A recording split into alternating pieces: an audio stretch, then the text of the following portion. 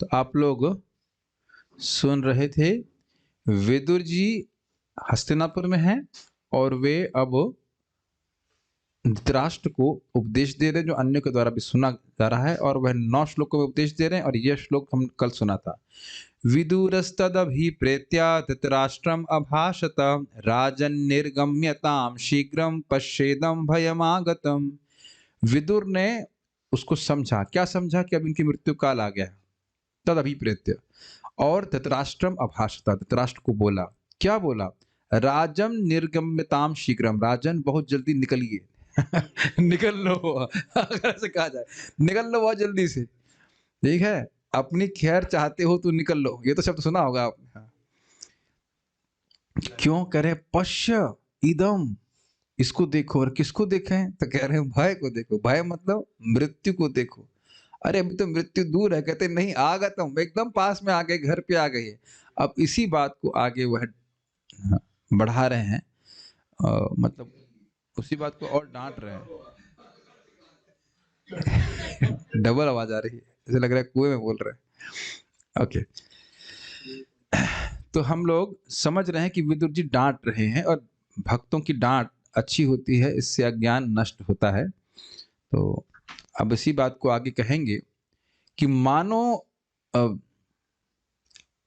क्या नाम है, धृतराष्ट्र जी कहें कि आप कह रहे हो कि भय आ रहा, सो देखो।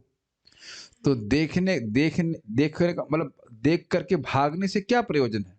उसकी प्रतिक्रिया करनी चाहिए। हमको जो भय उपस्थित हुआ है, भय जिसका कारण जो बन रहा है, उसको रोकने का प्रयास करना चाहिए। उस पर कहते हैं ना, इसकी प्रतिक्रिया संभव नहीं, इसलिए निकल लो। आप समझ लीजिए, इसे मान लीजिए किसी गुंडे से युद्ध कर रहे हैं, लड़ाई झगड़ा हो रहा है, तो आप देख लेंगे भाई इसका हम प्रतिकार नहीं कर सकते हैं, तो क्या करते हैं? अगर क्षत्रिय नहीं तो भाग जाएंगे। भाग जाएंगे, युद्ध नहीं करेगा। समझ रहे हैं? तो इसके लिए उसी तरह से वो बोल रहे हैं, मेरे पीछे बोलिए।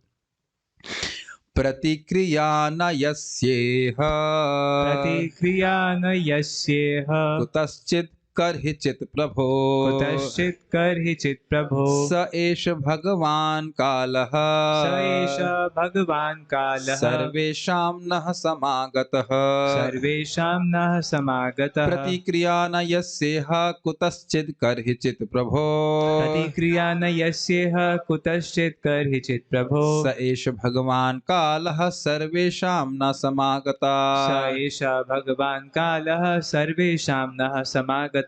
प्रतिक्रिया न यस्येह कुतश्चित् कर्हिचित् प्रभो, प्रतिक्रिया न यस्येह कुतश्चित् कर्हिचित् प्रभो, स एष भगवान् कालः सर्वेषां नः समागतः, स एष भगवान् कालः सर्वेषां नः समागतः। प्रतिक्रिया न यस्येह कुतश्चित् कर्हिचित् प्रभो, प्रतिक्रिया न यस्येह कुतश्चित् कर्हिचित् प्रभो, स एष भगवान् कालः सर्वेषां नः समागतः, स एष भगवान् कालः सर्वेषां नः समागतः।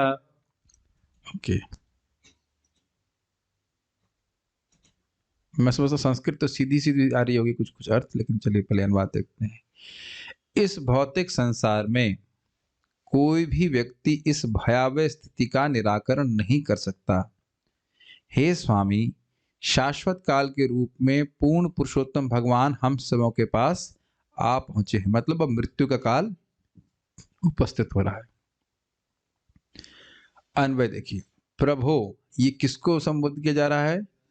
धृतराष्ट्र को। और बोल रहे हैं विदुर जी। तो प्रभु यहाँ पे अर्थ हो गया, जैसे हम यहाँ बोलते हैं प्रभु, आप हमारे स्वामी हैं, बोलते हैं प्रभु, मानते नहीं, लेकिन मानना भी चाहिए कि प्रभु मतलब प्रभु जी पानी ग्लास लाएंगे क्या?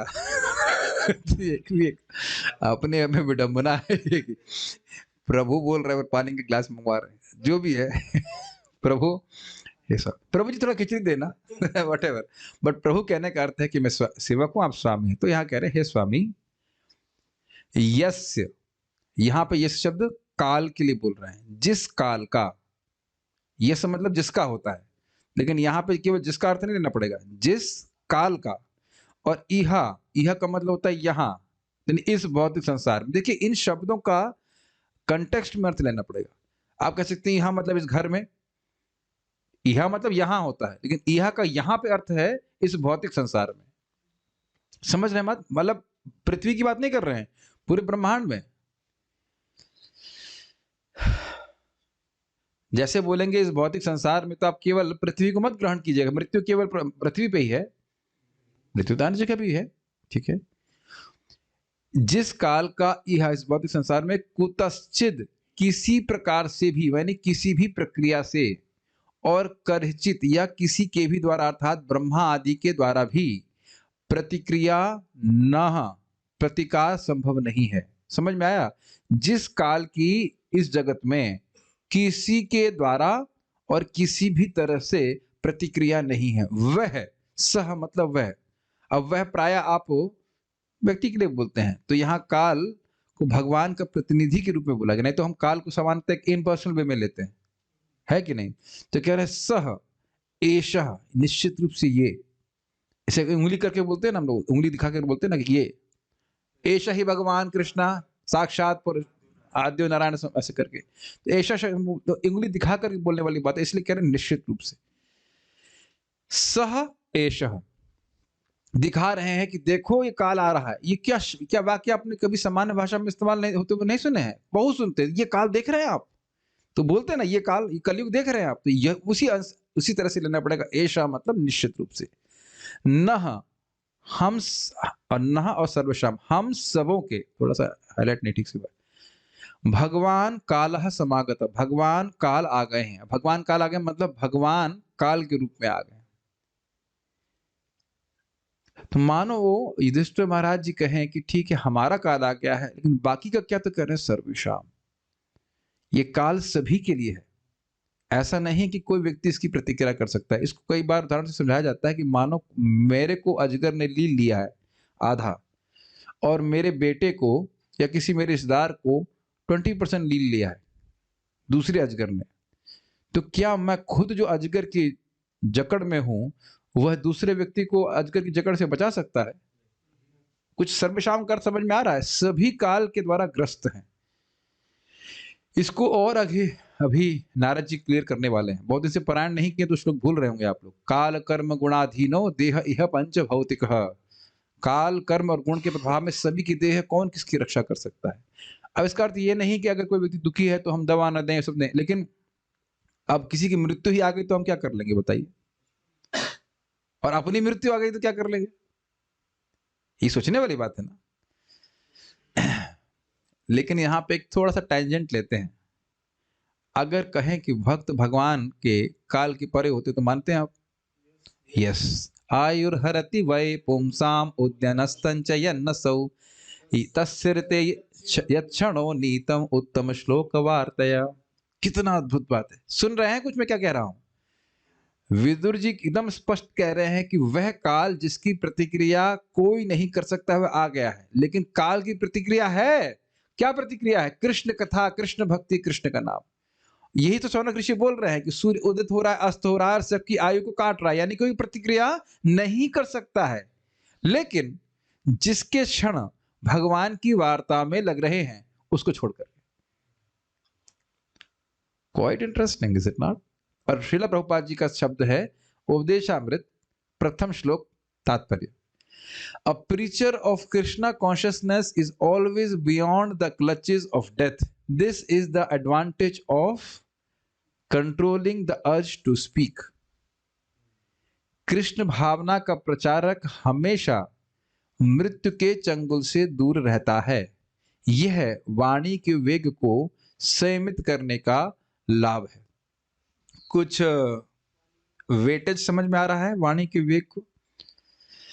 अब कहेंगे प्रभु जी आप ही बोलते हो, तो जो बोलने वाला है केवल उसी पे घटित होगा कि सुनने वाले पे भी होगा?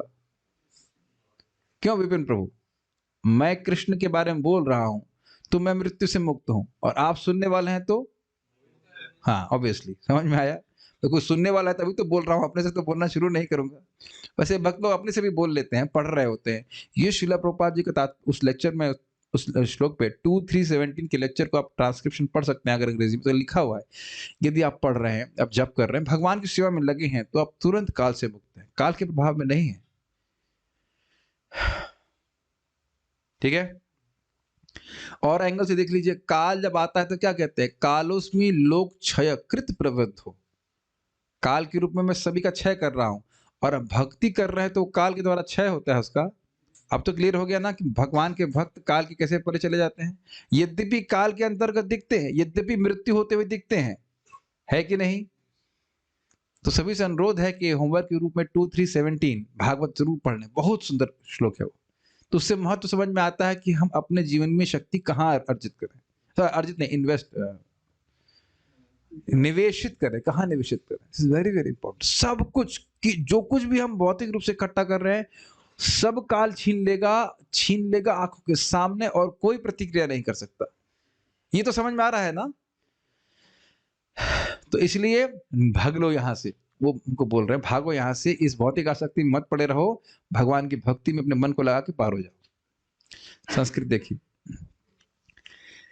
मानो धृतराष्ट्र कहें कि प्रतिक्रिया करनी चाहिए इस भय की, तो क्या कह रहे हैं? प्रतिक्रिया न यस्य इह, इस जगत में जिस काल की कोई प्रतिक्रिया नहीं है, कुतश्चित, किसी भी तरह से, और करहिचित, किसी भी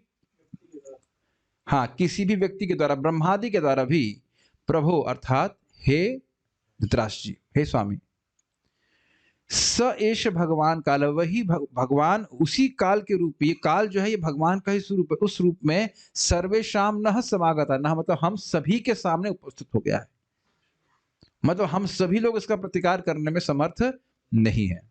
बोल, तो ऐसा मत सोचिएगा कि अगर सामान्य शब्द में कहें, भाई हमसे उम्मीद ना रखना, हमसे उम्मीद न रखना कि तुम्हारी मृत्यु के समय हम रक्षा कर पाएंगे। ये सुना आपने शब्द? कई बार ये शब्द इस्तेमाल करते हैं कि हमसे उम्मीद मत रखना, वो किसी अरे अनकंटेक्स्ट में करते हैं, लेकिन ये बहुत ही मूर्खता की बात है कि हम लोग उम्मीद रख रहे हैं कि हमारे परिवार के लोग या और कोई व्यक्ति हमको मृत्यु के समय बचा सकेंगे। इतनी तो बुद्धि आ ही जानी चाहिए। प्रतिक्रिया ना यस्य है, इस जगत में इसकी प्रतिक्रिया है ही नहीं, मतलब भौतिक रूप से। आध्यात्मिक रूप से भगवान की भक्ति कर रहे हो तो मृत्यु के पार आप चले जाते हैं। श्रीधर स्वामी की टीका, यदि आप कहें कि उसको रोकना चाहिए, मतलब विदुर जी मानो प्रश्न कर रहे हैं उनसे, यदि धृतराष्ट्र आप कहें कि उसको रोकना चाहिए, जो भय उपस्थित हो गया है, यहाँ से चलने से कौन सा लाभ है, इतना बढ़िया है, खाने पीने को मिल रहा है, राजसी ठाट बात है, तो उसके उत्तर में कहते हैं, ऐसे होना चाहिए, उत्तर है नहीं, उत्तर में कहते हैं कि सर्वेशाम, अर्थात कि जो रोकने वाले हैं उनकी भी मृत्यु की बेला आ गई है। ये एकदम सच्ची घटना है। हमारे मामा जी के मित्र थे और उनकी पत्नी, वो उनकी पत्नी, तो उनके शायद सास ससुर जो भी कुछ, उनका एक्सीडेंट हो गया, तो ये लोग उनको अटेंड करने के लिए 120 की स्पीड से जा रहे थे, वो छोटी वाली मारुति में, और वो भी पलट गई। मरे तो नहीं, लेकिन उनको भी बहुत चोट आ गई। अब बताओ कौन किसको बचाएगा, बताइए। तो सच्ची घटना बता रहा हूं, कई बार आपने सुना होगा इस प्रकार से, है ना? और मैंने कोई दिया था ना उदाहरण कि हमारे घर के सामने कोई व्यक्ति थे, 96 साल के, मरे, उनका छोटा बेटा भी मर गया, उनके बात सुन करके मर गया, जिस दिन जलाया गया उनको। कभी कभी इस प्रकार से होता है। तो कौन किसको बचाएगा, बताइए? बचा वही सकता है जो भगवान की भक्ति कर रहा है, वो खुद काल के परे हो जाता है, और जो उसके पीछे चलने वाले लोग वही परे हो जाते हैं। ठीक है, काल तो स्वयं भगवान का रूप है, काल को कौन रोक पाएगा? अब एक मैं आप लोगों से एक छोटा सा चेक करता हूं, काल और बिल्ली, किसी को उदाहरण कुछ याद है? Let's see if you can remember this. आपको याद है? माइक पहुंचेगा आपके तक? पहुंचेगा नहीं। काल और बिल्ली, बिल्ली और काल, कॉर्डस पहुंचाइए। Let's see if you can remember that. काल और बिल्ली। चलिए एक और व्यक्ति को जोड़ते हैं, भगवान, काल, बिल्ली। किसी को याद है? ठीक है, तो मैं उत्तर बता सकता हूं। देखो भाई, भगवान, ये काल भगवान का प्रतिनिधि है और भगवान काल के रूप में यहाँ पे आए हैं, ये हम यहाँ पे सुन रहे हैं। अब देखिए, दो फैक्टर है।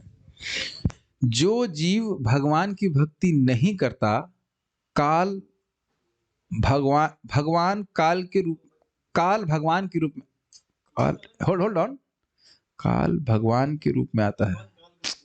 दोनों फैक्टर है, काल भगवान के रूप में आता है और भगवान काल के रूप में आते हैं, दो चीजें। तो जो लोग भगवान की भक्ति नहीं करते, उनके लिए भगवान काल के रूप में आते हैं, और जो भगवान की भक्ति करते हैं उनके लिए काल भगवान के रूप में आते हैं। मैं क्या बोल रहा हूं, देखिए, जीव जो भक्ति करता है उसके लिए भगवान काल के रूप में आते हैं। जब जीव की भक्ति नहीं, जीव भगवान की भक्ति नहीं करता है तो भगवान काल के रूप में आते हैं, दंड देने के रूप में आते हैं। कालोस्मि लोक क्षयकृत प्रवृत्तो, सब छीन लेने वाले होते हैं और मृत्यु के रूप में आते हैं।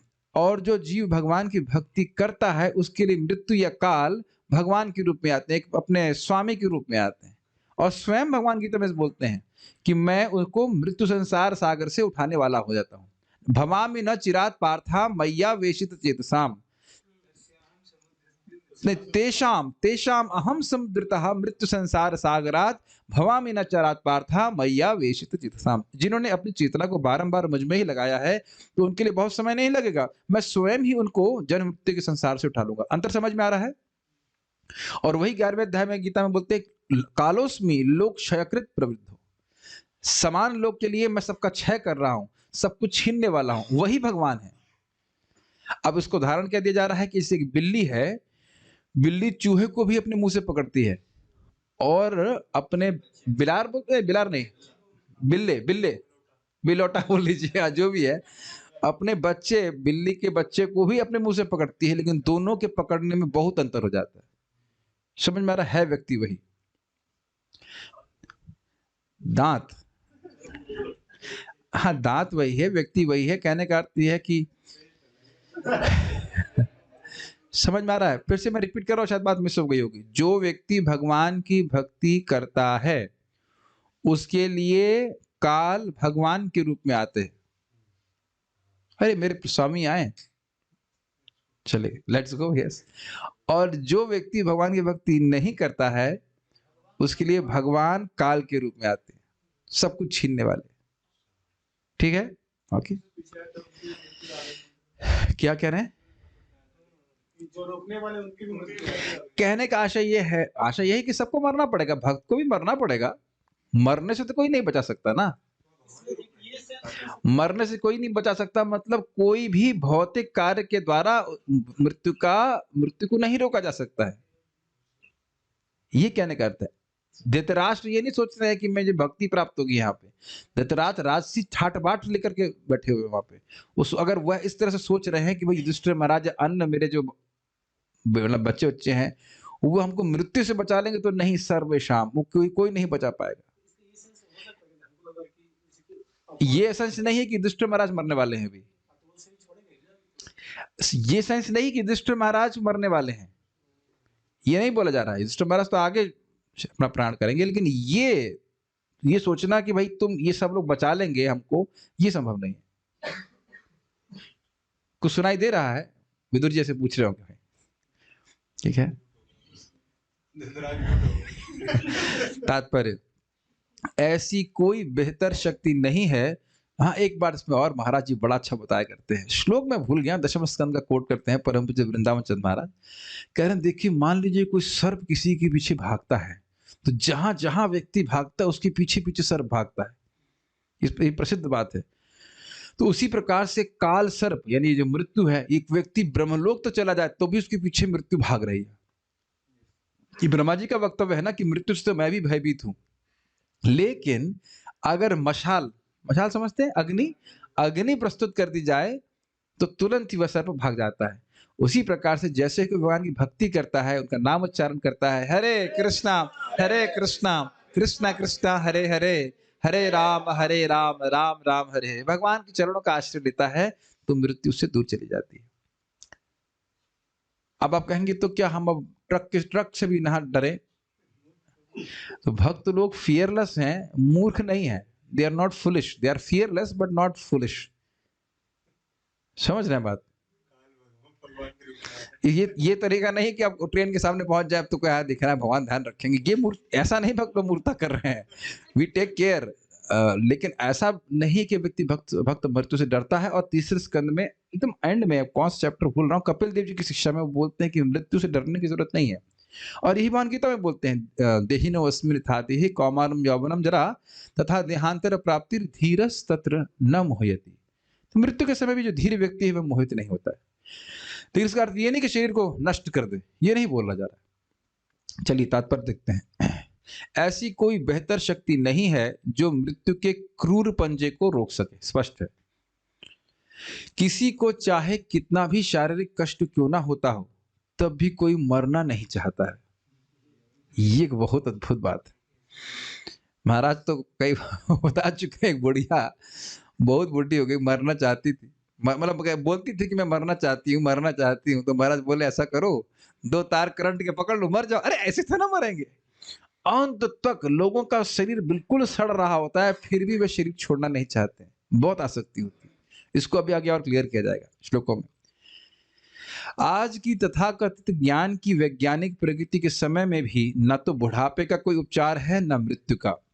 वृद्धावस्था क्रूर काल द्वारा दी गई मृत्यु के आगमन की सूचना है, और कोई भी शाश्वत काल के बुलावे को या परम निर्णय को स्वीकार करने से इनकार नहीं कर सकता है।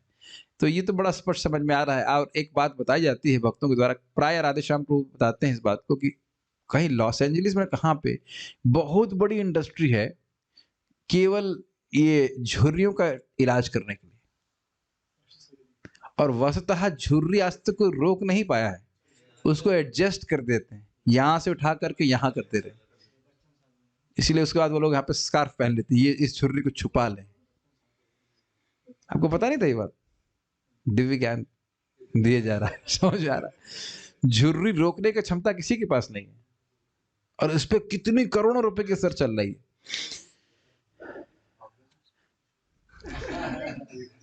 अब आंवला जूस तो आयुर्वेद की तरह बताया गया, वो आपको पूरा पीना पड़ेगा, और वह भी आपकी एज को वहां रोकेगा जहां से आपने पीना शुरू किया। गलत तो नहीं बोला है ना? ऐसा नहीं कि रिटर्न कर देगा। नहीं, रिटर्न भी कर सकता, बता रहे थे प्रभु जी, लेकिन वो सब फिर उस प्रकार के रसायन होने चाहिए। भाई च्यवन ऋषि तो हो गए थे ना, तो आप भागवत में सुनते हैं, भागवत में च्यवन ऋषि का आता है ना, वो बुढ़े थे और एकदम से यंग हो गए थे, तो वो सब समर्थ है। लेकिन ये बताओ करेंगे क्या? युवा होकर भी क्या करेंगे? युवा अवस्था में कोई कठिनाई नहीं आ रही है, आप बुढ़े हो गए हैं, शरीर में कष्ट है कि नहीं? आप तो मुझसे यंग ही है ना, और अंततः मृत्यु तो आएगी। यस, तो यहाँ बुढ़ापे का प्रतिकार नहीं कर सकते। हाँ, ये बात सत्य है कि देवता लोग बुढ़े नहीं होते हैं, ये बात सत्य है, लेकिन हमारे सामने तो कठिनाई है ना, बुढ़े तो हो रहे ना। एक बड़ी इंटरेस्टिंग बात बोल रहे थे महाराज जी, बोल रहे थे यहाँ पे मायापुर में कि बहुत सारी चीजों का इलाज है, बुढ़ापे का इलाज नहीं है। बड़ा इंटरेस्टिंग। और एक बार हमारे गुरु महाराज बोल रहे थे कि मान लो घुटना है, अभी आपका घुटना खराब हो जाएगा, कुछ डाउट होगा तो आप कहेंगे एक उम्मीद है कि ठीक हो जाएगा, लेकिन बुढ़ापे में अब जानता है कि अब ये तो इसको लेके ही चलना है, इसी को लेके मरना है। It's quite kind of quite interesting, is it not? घुटना जो आपकी कठिनाई है वो बनी ही रहेगी, अब सही नहीं होगी। जस्ट थिंक अबाउट दैट, कि ऐसी कोई बीमारी आपको मालूम चल गई अब तो ठीक नहीं होगी, इसी के संग जीना है। बुढ़ापा बहुत खराब होता है, जितना भी सुंदरता भी दिख रही है सब समाप्त हो जाएगी। Don't think it will be. अरे सुंदरता छोड़ दीजिए, बुद्धि भी काम नहीं करेगी। Just imagine that, how much frustrating that is. मैं अपना अनुभव फिर से बोलूंगा, जब मेरे को कोविड हुआ था, मेरी बुद्धि एकदम से डिस्टर्ब हो गई थी, मैं कुछ नहीं समझ, सब सारे तात्पर्य में कुछ नहीं समझ पा रहा था, सिंपल तात्पर्य भी समझ में नहीं आ रहा था। I am kind of pretty much attached to whatever intelligence Krishna has given. वो भी छीन गई थी एटलीस्ट कुछ समय के लिए। It is very frightening. बुद्धि छिन जाए बहुत भयानक लगता है, बहुत डरावना है। हो गया बुद्धि छिन जाए, है ना? हम सबके पास कहीं ना कहीं तो बुद्धि हमारी चलती है, और बुद्धि ही एक दिन बुद्धि भी चली जाएगी, सब कुछ छिन जाएगा। इसमें स्मरण करना चाहिए इस बात का। और जब तक शरीर में सामर्थ्य है व्यक्ति वो भगवान की भक्ति करनी चाहिए। ये बारंबार मैं रिपीट कर रहा हूँ। हम लोग सोच रहे हैं कि वृद्धावस्था में भी ऐसे ही देखेंगे, ऐसे ही सुनेंगे, ऐसे ही बोलेंगे जैसे आज बोल रहे हैं, इसको ऐसा मत सोचिए, ऐसा नहीं होता है। ठीक है, मैं अभी देख रहा था कि एक डिवोटी है, माता जी हैं, मेरी माँ की ही बात कर रहा हूँ मैं, तो उनको काफी समय लगा नया जूसर को सीखने में। मैंने कहा 1 मिनट लगता है जूसर सीखने में, कहाँ लग रहा था। लेकिन अब वृद्धावस्था में बहुत कठिन होता है कुछ नया सीखना। उन्हीं की बात नहीं है, किसी भी वृद्ध व्यक्ति को पकड़िए, वो नई नई चीजें सीखना जो बहुत सिंपल होंगी किसी युवा व्यक्ति के लिए, वो कठिन हो जाएगा, और हमारे लिए भी बहुत कठिन हो जाएगा जब हम वृद्ध हो जाएंगे। इसीलिए खूब भक्ति कर ली ताकि वृद्धावस्था में कुछ नया सीखे नहीं। हरे कृष्णा ही करें और कुछ याद न रहे, ये भी अच्छी बात है। तो कह रहे हम बात यहाँ पे कर रहे थे कि इनका कोई प्रतिकार नहीं है, ना धन है ना शक्ति है, किसी भी तरह से इसका प्रतिकार नहीं हो सकता। यह सब धृतराष्ट्र को बताया जा रहा है क्योंकि हो सकता है कि वे विदुर से इस आसन्न भयावह स्थिति से निपटने के लिए कोई उपचार ढूंढ निकालने के लिए कहें।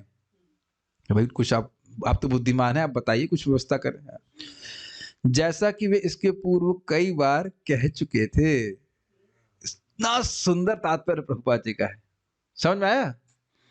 जब भी इससे पहले कठिनाई में होते तो विदुर जी उनको मंत्रणा करते कि इससे कैसे निकला जाए, है ना? तो अब भी हो सकता है कि वे उम्मीद कर रहे हों कि विदुर जी फिर कोई युक्ति बताएंगे कि इस भय का निवारण हो जाए। इससे पहले भी विदुर जी इस प्रकार से बोला करते होंगे कि नहीं, राजन ये बहुत बड़ा संकट आ रहा है, अच्छा क्या करना चाहिए, ये करना चाहिए, ये करना चाहिए, वो करना चाहिए, और ऐसा करके वे उससे बच जाते थे। लेकिन अब जो विदुर जी बोल रहे हैं कि भयम आगतः, मतलब घोर विदुर जी बोल रहे हैं कि हमसे अब उम्मीद ना करना कि आपका हम कुछ इसका निराकरण दे पाएंगे। कितना सुंदर प्रभुपाद जी बात बोल रहे हैं। देख रहे हैं प्रभुपाद जी कैसे श्लोक को रिलीज कर रहे हैं। किंतु आज्ञा देने के पूर्व विदुर ने धृतराष्ट्र को सूचित किया कि इस जगत में इसका किसी के पास या किसी साधन से कोई उपचार प्राप्त नहीं हो सकता। अर्थात इससे पहले कि धृतराष्ट्र उनको आज्ञा देते भाई बताओ क्या सोल्यूशन है, तो कहते कोई सोल्यूशन नहीं। सोल्यूशन अर्थात जिस तरह से आप सोचते आए हो और ग्रहण करते आए हो भौतिक रूप से वैसा नहीं है। भगवान की भक्ति तो है और भक्ति करने के लिए बोलेंगे ही। सोल्यूशन तो भगवान स्वयं बोल रहे हैं ना, जन्म कर्म च मे दिव्यम। एक बार मृत्यु को प्राप्त होगा अगर भगवान की दिव्यता को समझता है, लेकिन दोबारा मृत्यु को नहीं प्राप्त करेगा। लेकिन उस सोल्यूशन के बारे में नहीं बोल रहे विदुर जी। क्या बोल रहे हैं? भौतिक कोई प्रतिक्रिया नहीं, ठीक। और चूंकि इस भौतिक जगत में ऐसी कोई वस्तु नहीं है, अतः मृत्यु भगवान से अभिन्न है, जैसा कि स्वयं भगवान ने भगवद गीता में कहा है। कालोस 10.34 देखिए क्या लिखा है, मृत्यु सर्वहरश्चाहम उद्भवश्चा भविष्यताम कीर्तिश्री वाक्च नारीणाम स्मृतिन मेधा तृतश्रमा। ठीक है, मृत्यु सर्व हरश्चाहम, मृत्यु के रूप में मैं हूं जो सबका हरण करने वाली, सब कुछ छीनने वाली है। मैं इस पे कभी काफी कहा करता हूं कि देखिए जब आपने जीवन भर भगवान को सब कुछ दे दिया है तो आप बचे क्या? आप ही बचे, आपको भी ले जाएंगे। भगवान जब मृत्यु के रूप में भक्त के सामने आएंगे तो भक्त तो पहले ही सब कुछ दिया रखा है, तो कहेंगे कंगाल के पास तो कुछ है नहीं, चलो तेरे को ही ले चलता हूं मैं, तो भगवान आपको ले जाएंगे अपने साथ में। क्या ये विनोद के लिए बोल रहे हैं? जिस व्यक्ति ने पहले से सब कुछ समर्पित किया है तो वो तो भगवान के पास चला जाएगा, भगवान उसे क्या छीनेंगे। लेकिन मृत्यु सर्व हरश्चाहम, एक एक बात पे आप मनन करें तो कितना फ्राइटनिंग है ना। जो जो व्यक्ति इकट्ठा कर रहा है सब कुछ छीन लिया जाएगा और एक क्षण में बिना किसी दया के। इसीलिए जो व्यक्ति मरता है उसके लिए पूरा समाज मर जाता है। पूरे समाज के लिए एक व्यक्ति मरा और उस व्यक्ति के लिए पूरा समाज मर गया। Is it not? फिर नए समाज में डाल दिया जाएगा। सब बातें सोचने वाली हैं, सोचते नहीं लोग। इस भौतिक जगत में मृत्यु को न तो किसी के द्वारा न ही किसी साधन से रोका जा सकता है। हिरण्यकशिपु अमर होना चाहता था और उसने उग्र तपस्या की थी जिससे सारा संसार थरथरा रहा था, और ब्रह्मा स्वयं उसे ऐसी उग्र तपस्या से विरत कराने के लिए उसके पास गए थे। हिरण्यकशिपु ने ब्रह्मा से यह वर मांगा कि वह अमर हो जाए, किंतु ब्रह्मा ने कहा कि वे स्वयं सर्वोच्च लोक में अर्थात ब्रह्मलोक में रहकर भी मृत्यु के अधीन है, अतएव वे उसे अमरत्व का वरदान कैसे दे सकते हैं। अतः इस ब्रह्मांड के सर्वोच्च लोक में भी मृत्यु है। एक आपने विचार किया कि यहाँ पे हिरण्यकशिपु को धारण प्रपात क्यों दे रहे हैं? यहां श्लोक में आपने क्या सुना था? करहिचित कश्चित।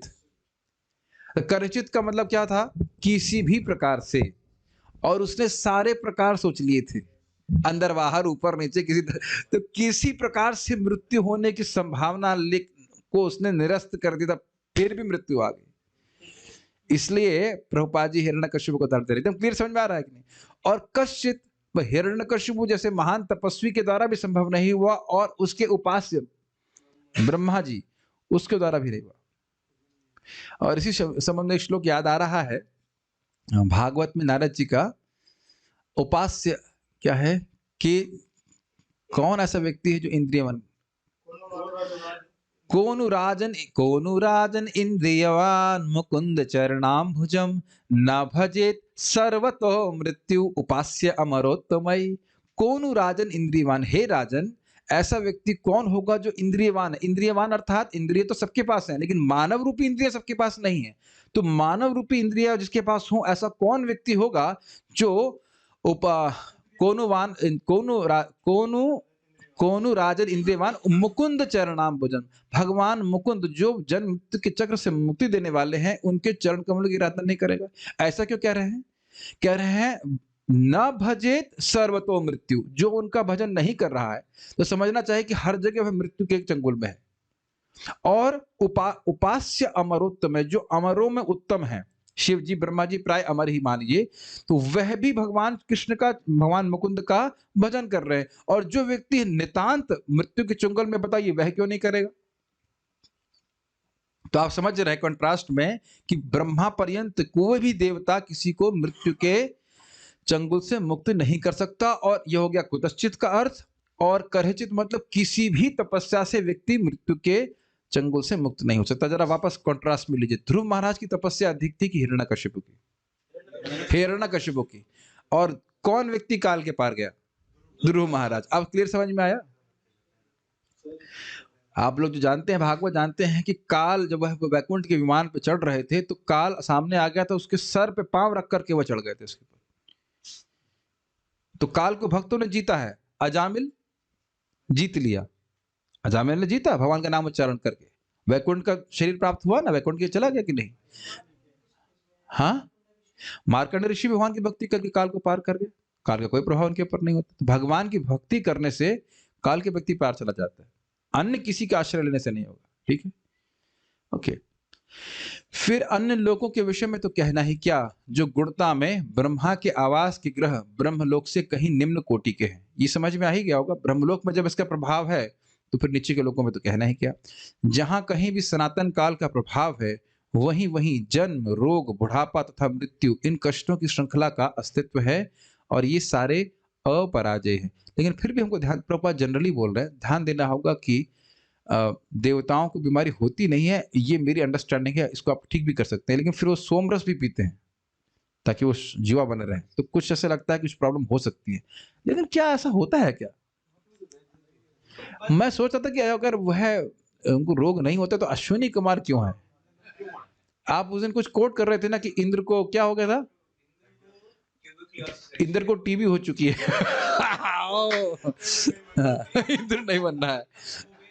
हाँ, कुबेर को लेप्रोसी है। अच्छा, इंद्रदेव को, अग्निदेव को है। हाँ हाँ हाँ, ये बात सही है। नहीं नहीं, हाइपर एसिडिटी भी है, और एक बार उनको मंदाग्नि भी हो गई थी खांडवन में। हाँ, तनिष्क प्रभु सब जगह ऐसा कोई इलाज करके ऐसा की नाड़ी देख के आए।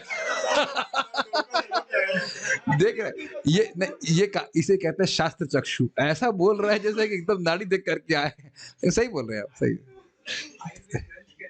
जानता हूँ। अरे बस रुक जाओ, अब मुझे पता है पूरा आयुर्वेद खोल देंगे। ठीक है, मैं समझ गया। तो कभी कभी आप देख सकते हैं किसी विशेष परिस्थिति में देवताओं को भी बीमारी हो सकती है। एक और व्यक्ति है जिसको बीमारी हुई है, मैं भी याद, एक अनिहाउ होती है, तो कुछ कुछ केस में बीमारी हो जाती है। जो मरते तो हैं, उनके अंग छिन्न भिन्न भी हो जाते हैं। ठीक है, चलिए। अब वो कह रहे हैं, मानो धृतराष्ट्र कहें कि भाई ये धन आदि तो बड़े अच्छे हैं, इन्हें कैसे छोड़ूं मैं? आप कह निकल जाओ तो ये सब धन जो हमको प्राप्त है, राशि, वैभव, ये सब छूट जाएगा। तो यहाँ वो कह रहे हैं कि अरे ये काल के प्रभाव में आपका प्राण ही छूट जाएगा, धन की क्या बात कर रहे हो? समझ आ रहा है? धुलाई चालू है, तुम क्या सोच रहे हो? तुम्हारा प्राण ही छीन लिया जाएगा, तुम धन के साथ में लेके जाओगे। बहुत अच्छा श्लोक है, धुआंधार चल रहा है। और ध्यान दीजिए कि बैटिंग केवल धृतराष्ट्र की नहीं हो रही है, हम सभी के लिए है। ठीक है, मेरे पीछे बोलिए। ये न अर्थात जिस काल के द्वारा, ये न चैवाभिपन्नोऽयम् येन चैवाभिपन्नोऽयं प्राणः प्रियतमैरपि प्राणैः प्रियतमैरपि जनः सद्यो वियुज्येत जनः सद्यो वियुज्येत किमुतान्यैर्धनादिभिः किमुतान्यै धनार्थिभिः येन चैवाभिपन्नोऽयं प्राणः प्रियतमैरपि येन चैवाभिपन्नोऽयं प्राणे प्रियतमैरपि जनः सद्यो वियुज्येत किमुतान्यैर्धनादिभिः जनः सद्यो वियुज्येत किमुतान्यैर्धनादिभिः। बड़े आप लोगों को पता नहीं कैसे लग रहा है, हमको तो ये श्लोक सब अमृतमय लग रहा है, एकदम बहुत अच्छा लग रहा है सुनने में। विदुर जी से सुनना है, बहुत अच्छे शब्द है, बहुत अच्छी शिक्षा प्राप्त हुई है ना। जो भी सर्वोपरि काल शाश्वत समय के प्रभाव में है, अब जो भी कहने का आशय यह है कि सभी हैं भगवान को छोड़ करके, तो उसे समझना चाहिए कि हम सभी हैं, उसे अपना सबसे प्रिय जीवन काल को अर्पित करना पड़ता है। जीवन काल का अर्थ है प्राण। अन्य वस्तुओं यथा धन, सम्मान, संतान, भूमि तथा घर का तो कुछ कहना ही नहीं। संस्कृत देखिए, अन्वय देखिए, ये ना च एवा, ये ना चा को साथ में लीजिएगा, तथा जिस काल के द्वारा, तथा मतलब पिछले श्लोक से लिंक है कि और सुनिए, और ये ना, और जिसके द्वारा, जिस काल के द्वारा, इससे पहले क्या सुना, जिसकी प्रतिक्रिया संभव रही है, फिर आप क्या बोल रहे हैं, ये ना जिसका, जिस काल के द्वारा, एवा मतलब निश्चय ही, और अभिपन्ना पकड़ में या प्रभाव में आकर, निश्चित ही जिस काल के प्रभाव में व्यक्ति जो है, अयम यह है, और जनः मतलब मानव, अयम मतलब फिर ये मानव जो है, जो ये मानव काल के प्रभाव में है, प्रियतमयी, प्रियतम सबसे प्रिय, तो उसी अर्थ में लिया जा रहा है, प्रियतमय अर्थात अत्यंत प्रिय, प्राणैः अपि प्राणों से भी, और सद्यः अर्थात शीघ्र ही, वियुज्येत, विजेता हो रहा चाहिए, वियुज्यते हो रहा है, संस्कृत में क्या लिखा है, विजेता, वियुक्त हो जाता है। समझ में आया लाइन का अर्थ? जिस काल के प्रभाव के द्वारा, या जिस काल के द्वारा निश्चित ही जो व्यक्ति इस काल के प्रभाव में पकड़ा हुआ है, उस बंधन में है, उसकी ग्रिप्स में है, ये मानव, मानव की बात कर रहे हैं, इंसान पुरुषों, सॉरी जानवरों के बारे में बात नहीं हो रही है, वो भी मरते हैं लेकिन उनका कुछ कंट्रोल नहीं है, लेकिन मानवों के लिए है कि जीवन अवधि में कुछ कर सके ताकि काल के प्रभाव के बाहर जा सके। इसलिए मानव के लिए बारे में बोलना कि यह मानव अपने सबसे अधिक प्रिय प्राण से भी तुरंत मुक्त हो जाता है, तुरंत उसे छोड़ने पड़ते हैं। जब मृत्यु का समय आ जाता है तो प्राण जो बहुत प्रिय होते हैं उनको भी छोड़ना पड़ता है। आप जानते हैं, और एक दिन लास्ट, समझ में आया, हम प्राण ले रहे हैं, प्राण छोड़ रहे हैं, प्राण ले रहे हैं, प्राण छोड़ रहे हैं, और आप सब जानते हो कि हमारे प्राण की काउंट के अनुसार हमारा जीवन अवधि होती है। पता है आपको बात? ऐसा सुना है हमने कि इतने काउंट के, life is so many breaths, इतना जीवन जिएगा व्यक्ति, इतने सांस गिनेगा। इसीलिए जो लोग बहुत भोग में लिप्त होते हैं वो जल्दी मरते हैं, क्योंकि सांस तेज चलती है, भागने वाले की सांस भी तेज चलती है। तो जिसकी सांस बहुत तेज चलती है वो जल्दी मरता है। इसीलिए आप देखेंगे कि जो योगी जन है वो सांस ले लेंगे और बहुत देर तक छोड़ते नहीं है, तो उनकी उम्र बहुत लंबी होती है, बहुत लंबी होती है, युवा दिखते हैं। इसीलिए जो भोग में जीवन बिताता है, भोग कर समझ ही रहे हैं आप, स्त्री संग आदि, उसमें व्यक्ति बहुत ज्यादा सांस लेता है और जल्दी मरता है। अन्य तरह से भी मरता है और वैसे भी बहुत जल्दी मरता है। तो अब यहाँ बोल रहे हैं कि सद्यः वियुज्यते। तो ये देखा गया है, कछुआ बहुत लंबा जीता है, हाथी कम जीता है, कुत्ता कम जीता है, ये सब दृष्ट है।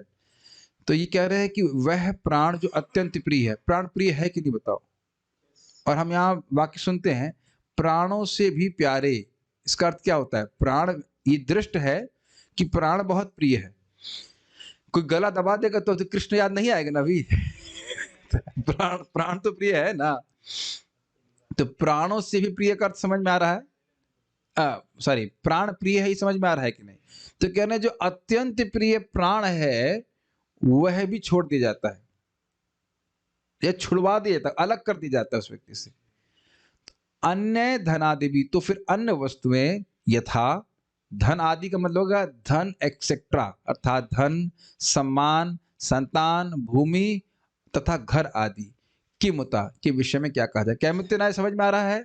अरे जब प्राण जो सबसे अधिक प्रिय है वही छूट जाता है, तुम साथ में और क्या लेके जाओगे? अर्थात तुम्हारी आसक्ति है ना इस घर में, इस परिवार के लोगों में, संतान आदि में, या जो भी तुम सोच रहे हो कि भूमि है, ये सब इसका तो कहना है क्या तुम्हारे प्राण ही छीन लिए जाएंगे। समझ पा रहे हैं श्लोक को?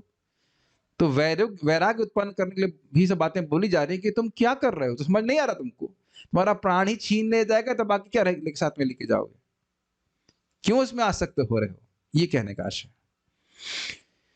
तो ये केवल धृतराष्ट्र के ऊपर घटित होगा, ये अन्य जगत में किसी व्यक्ति के ऊपर घटित नहीं होता है कि नहीं? व्यक्ति सोचता नहीं है कि कितना प्राण बहा बहा करके ये सब वस्तुएं इकट्ठी कर रहा है और किसी भी क्षण छीन लिया जा सकता है। अब आप ऐसी बात सुनोगे तो आप स्वाभाविक कहोगे कि हम नौकरी नहीं करें, वो नहीं करें। भाई सब कुछ तो जो करना है वो सब करे, लेकिन चोर की तरह भाई ये याद रहे कि हो सकता है कि हमारा आज आखिरी दिन है। मैं आज भी एक भक्त को बता रहा था कि ठीक है, आपको नौकरी करने की आवश्यकता है, धन की आवश्यकता है, परिवार में जो है करिए, लेकिन अब ये नहीं है कि हम सुबह अपना नाम जब भूल जाएं, शाम की कथा भूल जाएं, फिर तो बड़ी कठिनाई में पड़ जाएंगे ना। तो जो मूल समस्या हमारी है जन्म मृत्यु से पार होने की, उसको साइड ट्रैक में नहीं रखना चाहिए, वो मेन में रखिए। बाकी सब तो जो प्री प्लान्ड दुख है वो तो आना ही है। श्रीधरी यदि कहें, वैसे मैं सही में जितने भक्तों को काउंसिल कर रहा हूं, काफी रुचिकर होता है कि भगवान हर व्यक्ति के लिए एक अलग प्लानिंग देकर के दुख देते हैं। सबकी अलग अलग प्लानिंग, मतलब सबकी अलग अलग दुख है। भौतिक रूप से भी देखें, जिसके एक व्यक्ति का दुख इस प्रकार का है, दूसरे व्यक्ति का दुख दूसरे प्रकार का है। किसी को पैसा नहीं मिल रहा है तो दुख है, किसी को पैसा मिल रहा है लेकिन शरीर में कुछ दुख है, किसी का बच्चा नहीं सुन रहा तो उसका दुख है, ये दुख वो दुख, ऐसा कुछ ना कुछ सेटिंग है, दुख वो रहेगा। तो एक तरह से उसके प्रति अनमनस्क भी हो जाना चाहिए। दुख तो आते ही रहेंगे। अब भगवान की भक्ति कीजिए, वो कभी समाप्त भी नहीं होने वाले हैं। They will come and go, come and go, come and go like वेदर्स। और इसीलिए भगवान बोल रहे हैं ताम प्रत्यक्ष भारत, टॉलरेट कीजिए, भक्ति करते रहिए। जिसे और ये भी नहीं कह रहे हैं कि आप कुछ भी मत कीजिए, टू द नीडफुल, जो करना आवश्यक है करिए, लेकिन कहीं कहीं तो आप देखें कि सब कुछ होने के बाद भी व्यक्ति कुछ नहीं कर पाता। भगवान की भक्ति करिए, भगवान के पास पहुंच जाएंगे तो कोई कठिनाई नहीं होगी। You will get really bored कि कोई कठिनाई नहीं है। नहीं नहीं, हम खाली विनोद कटाक्ष में बोल रहे हैं, भगवान के धाम में कोई कठिनाई नहीं। यदि कहें कि इन धनादि को कैसे त्यागा जा सकता है, आप कह रहे हो निर्गम्यताम, शीघ्रम निर्गम्यताम, अरे इतना आसक्ति हमारे धन के प्रति है, कैसे छोड़ दें भाई? अभी तो नाती में ममता है, नाती पोते पर पोता है, कितना सुंदर लाला है, कैसे उसका मुंह देखे बिना हम कैसे छोड़ के चले जाए? मानो ऐसा कहें तो। एक भक्त अभी हमको दिख रहे हैं यहाँ पे जूम पे, मैं पूछा भाई आप क्यों नहीं आ रही हो मंगल मॉर्निंग प्रोग्राम में? अब वो नाती आए हुए हैं तो रात में बात करते हैं इत्यादि इत्यादि। जूम पे आने का ये नुकसान है कि दिख जाते तो डांट पड़ती है। अब कहो मरने के उस दिन उसी रात मरना हो तो भी नाती बचा लेगा। तो ऐसा मत सोचिए कि मजाक खाली धृतराष्ट्र का बन रहा है, मजाक तो सबका बन रहा है। अबे नाती से प्रेम करने के लिए कोई मनाही नहीं है, लेकिन भगवान से तो प्रेम करना है ना, मंगल आरती तो नहीं छोड़ने का होता है ना, मतलब। तो भले ही लोग सोच रहे हैं हाँ ये धृतराष्ट्र बड़े आसक्त है, ये है वो है, तो अपना भूल जाते हैं व्यक्ति किस प्रकार से रहता है। चलिए जो भी है, तो इसके उत्तर में ये ना चाहे इत्यादि श्लोक कहा जा गया, अर्थात सबों को अपना प्राण अत्यंत प्रिय है कि नहीं, प्राण प्रिय। उस काल से जब मनुष्य ग्रस्त हो जाता है, मृत्यु आ जाती है, तो मनुष्य को शीघ्र ही अपने प्राणों को भी त्यागना पड़ जाता है। तो फिर इन धन आदि की कौन सी बात है, अर्थात इसमें आसक्ति मत रखो। जब तुम्हारा प्राण ही छूट जाएगा तो धन की क्या वैल्यू। और यहाँ पे हम कहते भी हैं क्या, जान बची सो लाखों पाए।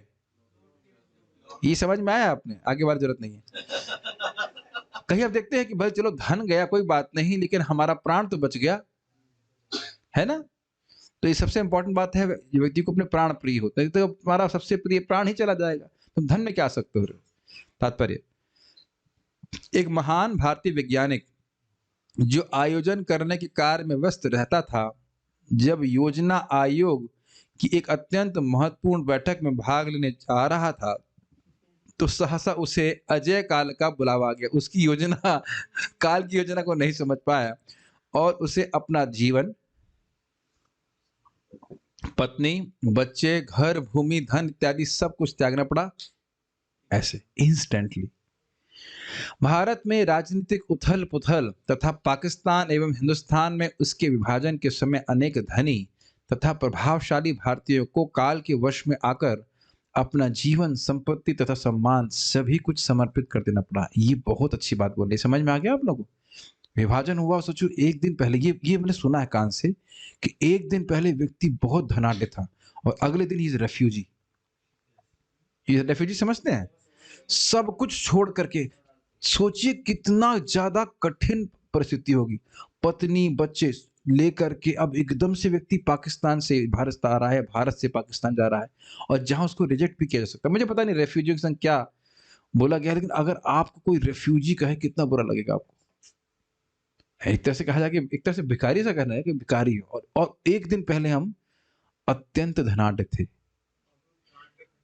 हाँ, प्राण का भी खतरा बहुत अधिक। हमने, हाँ, आप बता रहे तो हम सही मानेंगे कि वो बता रहे कि सोना चांदी दीवार में गड़ा रहता था, वो सब छोड़ के कितना दुख लगेगा उस व्यक्ति को। तो प्रभात बोल रहे सब काल के प्रभाव में तो है ना। जिस दिन सोच लिया कि देखिए उन लोगों को मालूम रहा होगा कि ये पार्टीशन का दिन है, ऐसा तो इज इट नॉट? और पार्टीशन होने वाला है, फिर भी वो सोच रहा है कि नहीं कुछ तो एडजस्ट करना है, कुछ तरह एडजस्ट करना है। हुआ, उसके बाद दंगे होंगे, जो भी कुछ हुए होंगे, मैं तो डिटेल नहीं जान रहा हूँ हिस्ट्री। तो मरता तो व्यक्ति है ही, इसी जीवन में कभी कभी देखता है कि एकदम सारा धन चला गया। हम भी जानते हैं, हमारे रिश्तेदार थे, मतलब उनके बहुत पैसा था और उनकी आंखों के सामने ये हालत हो गई कि बिल्कुल मतलब खाने के लिए भी पैसे नहीं थे। अपने बच्चों की जेब में काजू भर के लेके जाते थे, भर देते थे और वो खाने के लिए टिफिन में, लंच के लिए, और उसके टीचर खाया करते थे काजू उसके बच्चों हमने सुना है सब। लेकिन ये स्थिति आ गई, खाने तक के पैसे नहीं, बड़ी खराब तरह से मृत्यु हुई। ये सब काल का प्रभाव होता है, ये व्यक्ति समझ नहीं पाता है।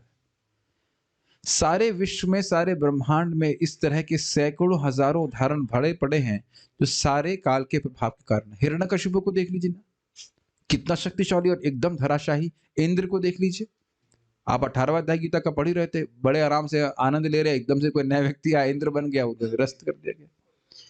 तो एक बात तो समझना आना चाहिए, व्यक्ति को थोड़ा नम्र रहना चाहिए और कभी नहीं सोचना चाहिए कि जैसे मान लीजिए काल की अच्छा चल रहा है सब कुछ, तो जिंदगी भर ऐसा ही चलता रहेगा। We should be conscious। और अगर बुरा होता भी है तो आश्चर्य नहीं करना चाहिए। काल के प्रभाव में अच्छा चल रहा था, काल के प्रभाव में कुछ गड़बड़ चल रहा है, अब काल के प्रभाव में फिर ठीक हो जाएगा। अतएव निष्कर्ष यह निकला कि ब्रह्मांड में कोई भी ऐसा शक्तिशाली जीव नहीं है जो काल के प्रभाव को जीत सके। अनेक कवियों ने काल के प्रभाव के विषय में विलाप करते हुए कविताएं लिखी हैं, उसमें से मुझे कोई कविता नहीं पता है। काल के प्रभाव से ही ब्रह्मांडों में अनेक विनाश की घटनाएं होती रही हैं और कोई भी उन्हें किसी साधन से रोक नहीं पाया।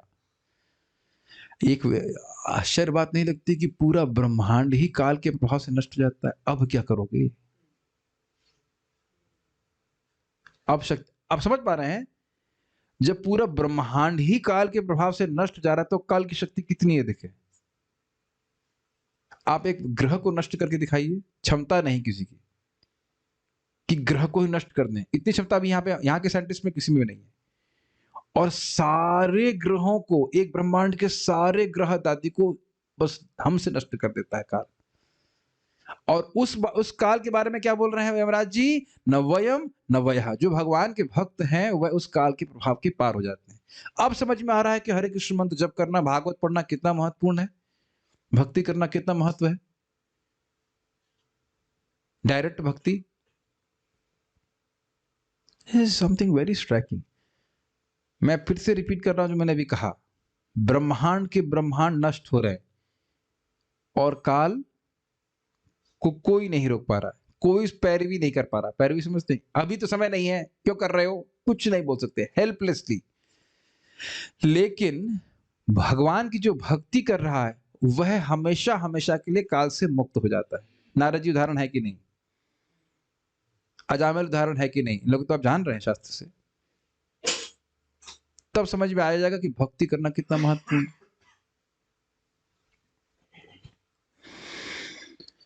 रिफ्लेक्ट किया करिए। जो लोग स्पेशली घर में हैं, परिवार आदि में हैं, रहिए, कोई आपत्ति नहीं, लेकिन ये ध्यान रखिए कुछ समय बाद सारी फील्डिंग चेंज हो जाएगी, है ना। तेंदुलकर साहब बैटिंग कर रहे हैं, आज पाकिस्तान की फील्डिंग लगी है, कल ऑस्ट्रेलिया की लगेगी, कभी उदाहरण नहीं आया लेकिन आ रहा है, और परसों न्यूजीलैंड की लगेगी। Does it make sense? आज फील्डिंग एक परिवार की है, उसका दूसरे परिवार की फील्डिंग होगी। और कभी कभी तो इसी जीवन में हम देखते हैं परिवार चेंज हो जाता है। क्यों विजय प्रभु, यहाँ फील्डिंग अलग नहीं है?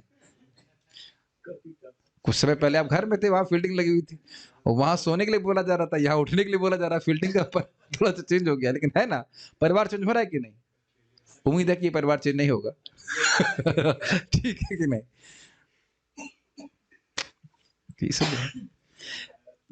क्वाइट इंटरेस्टिंग ना, काल के प्रभाव में आपका स्थान चेंज हो रहा है, आपके आसपास के लोग परिवर्तित हो रहे हैं, इत्यादि इत्यादि। वही व्यक्ति आ रहा है, कोई दोस्त बन रहा है, कोई दुश्मन बन रहा है, कोई। Is it not quite interesting? अगर आप थोड़ा सा बैक ऐसे पीछे जाकर के देखने का प्रयास कीजिए एज एन ऑब्जर्वर।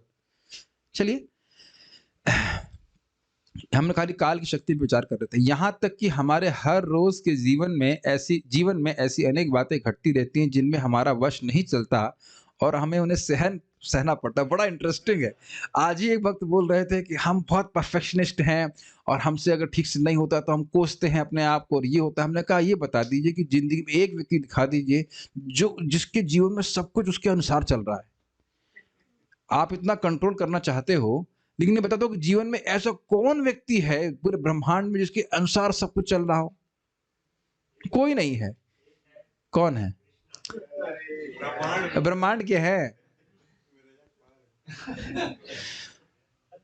ब्रह्मांड की तो नहीं है ना भाई, वो भगवान तो दिव्य है ना। एक व्यक्ति, और ये कान खोल के सुनिए, ये समझ में आना चाहिए। ये ब्रह्मांड डिजाइन किया गया है ताकि आपको, हम सबको कन्विंस कर दे कि तुम इस जगत के केंद्र नहीं हो, कंट्रोलर तुम नहीं हो। अरे ये देख लीजिए, हिरण्यकशिपु से सब डर रहे थे कि नहीं, उनका अपना ही लड़का सुनता नहीं था उनकी बात। कितने दुखी हो जाएंगे बेचारा बाप। है ना? अब आप सोचो कि ऐसे देखते थे वो, हल्का सा ऐसे करके ऊपर देखते, देवता ठठराने लग रहे, खाली भवों से देवता थरथरा रहा है और लड़का सुन नहीं रहा है बात, वो भी 5 साल का, एकदम बच्चा, और अपना बच्चा। कितना गुस्सा आता है। और ऐसा देखा जाता है कि मान लो हमारे एक मैथ्स के टीचर थे बचपन में, तो वो बड़े मतलब स्ट्रिक्ट थे। स्टूडेंट्स को तो बहुत स्ट्रिक्ट हो जाएगी, उनका खुद का बच्चा बाल नोचता था।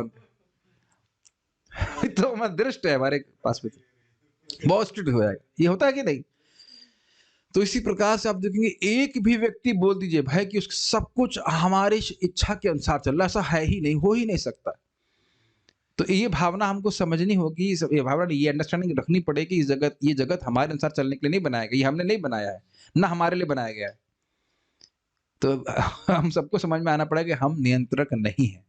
जितना समझ में आएगा उतना फ्रस्ट्रेट नहीं होंगे। तो यही प्रभात कह रहे हैं कि बहुत सारी ऐसी परिस्थितियां हैं जिनको आप परिवर्तित भी नहीं कर सकते। अब जो वृद्ध हो गए तो वृद्ध हो ही गए, ऐसा तो नहीं कह सकते हम वापस जवान हो जाएंगे। उनका कोई निवारक उपाय नहीं होता, यही काल का परिणाम है। तो इस श्लोक में क्या सीखा? अरे भाई, धन आदि में आसक्त मत हो, प्राण ही छीन लिया जाएगा। जब प्राण ही छीन लिया जाएगा तो तुम बड़ा धन का क्या बात कर रहे हो? ठीक है। अब उनको और डांट रहे हैं, दिखा रहे हैं कि देख नहीं रहे हो कि तुम, उनको मान लो तुमको अभी भी नहीं समझ में आ रहा है, तुम जान तो देख रहे हो ना कि सब किस प्रकार से काल के काल में जा रहे हैं, और तुम्हारा शरीर कैसे जर्जरीभूत हो रहा है। तो थोड़ा वैराग्य उत्पन्न करने के लिए, ये लोग शरीर में आसक्त होते हैं, ये सब बातें आप बोल रहे हैं। मेरे पीछे बोलिए।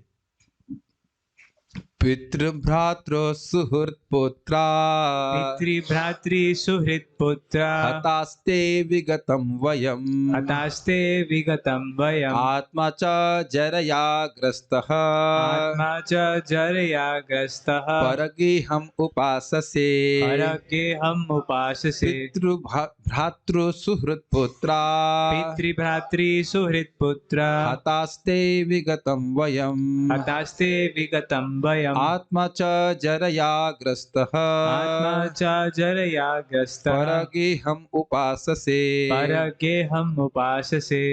तो आसान श्लोक है। आपके पिता, भाई, शुभचिंतक तथा पुत्र सभी मर चुके हैं, तुम कोई अपवाद नहीं हो और दूर चले गए हैं। आपने स्वयं भी अपने जीवन का अधिकांश समय व्यतीत कर लिया है। अब आपके शरीर को बुढ़ापे ने आ दबोचा है और आप पराये के घर में पड़े हुए हैं। This is very interesting, very interesting. क्या युधिष्ठिर महाराज उनके पराये हैं? लेकिन यहां उनको घर से निकालने के लिए फिर वो ने कांटे से कांटा निकाला, ऐसा शब्द इस्तेमाल कर रहे हैं कि परगेहम। तुम्हारा परगेहम का अर्थ क्या है? धृतराष्ट्र अभी यही सोच रहा है कि ये मेरा घर है, मैं इसका स्वामी हूं, जबकि घर किसका है? युधिष्ठिर महाराज का है। इसीलिए इस शब्द का उपयोग कर रहे हैं, परगेहम। शर्म नहीं आती दूसरे घर में पड़े हुए हो? अन्वय देखिए, ते अर्थात आपके, पितृ मतलब पिता। पिता कौन है? कौन है पिता इनके? धृतराष्ट्र के पिता कौन है? बताओ जल्दी से। विचित्र हाँ, व्यासदेव। लेकिन व्यासदेव जी को पिता नहीं कहा जाएगा, इनके पिता है विचित्रवीर्य। तो वो तो पहले ही मार दिए गए थे, मार दिए गए थे ना, गंधर्व ने मार दिया था ना। हाँ, उनको टीबी हो गई थी। ठीक है, ठीक है।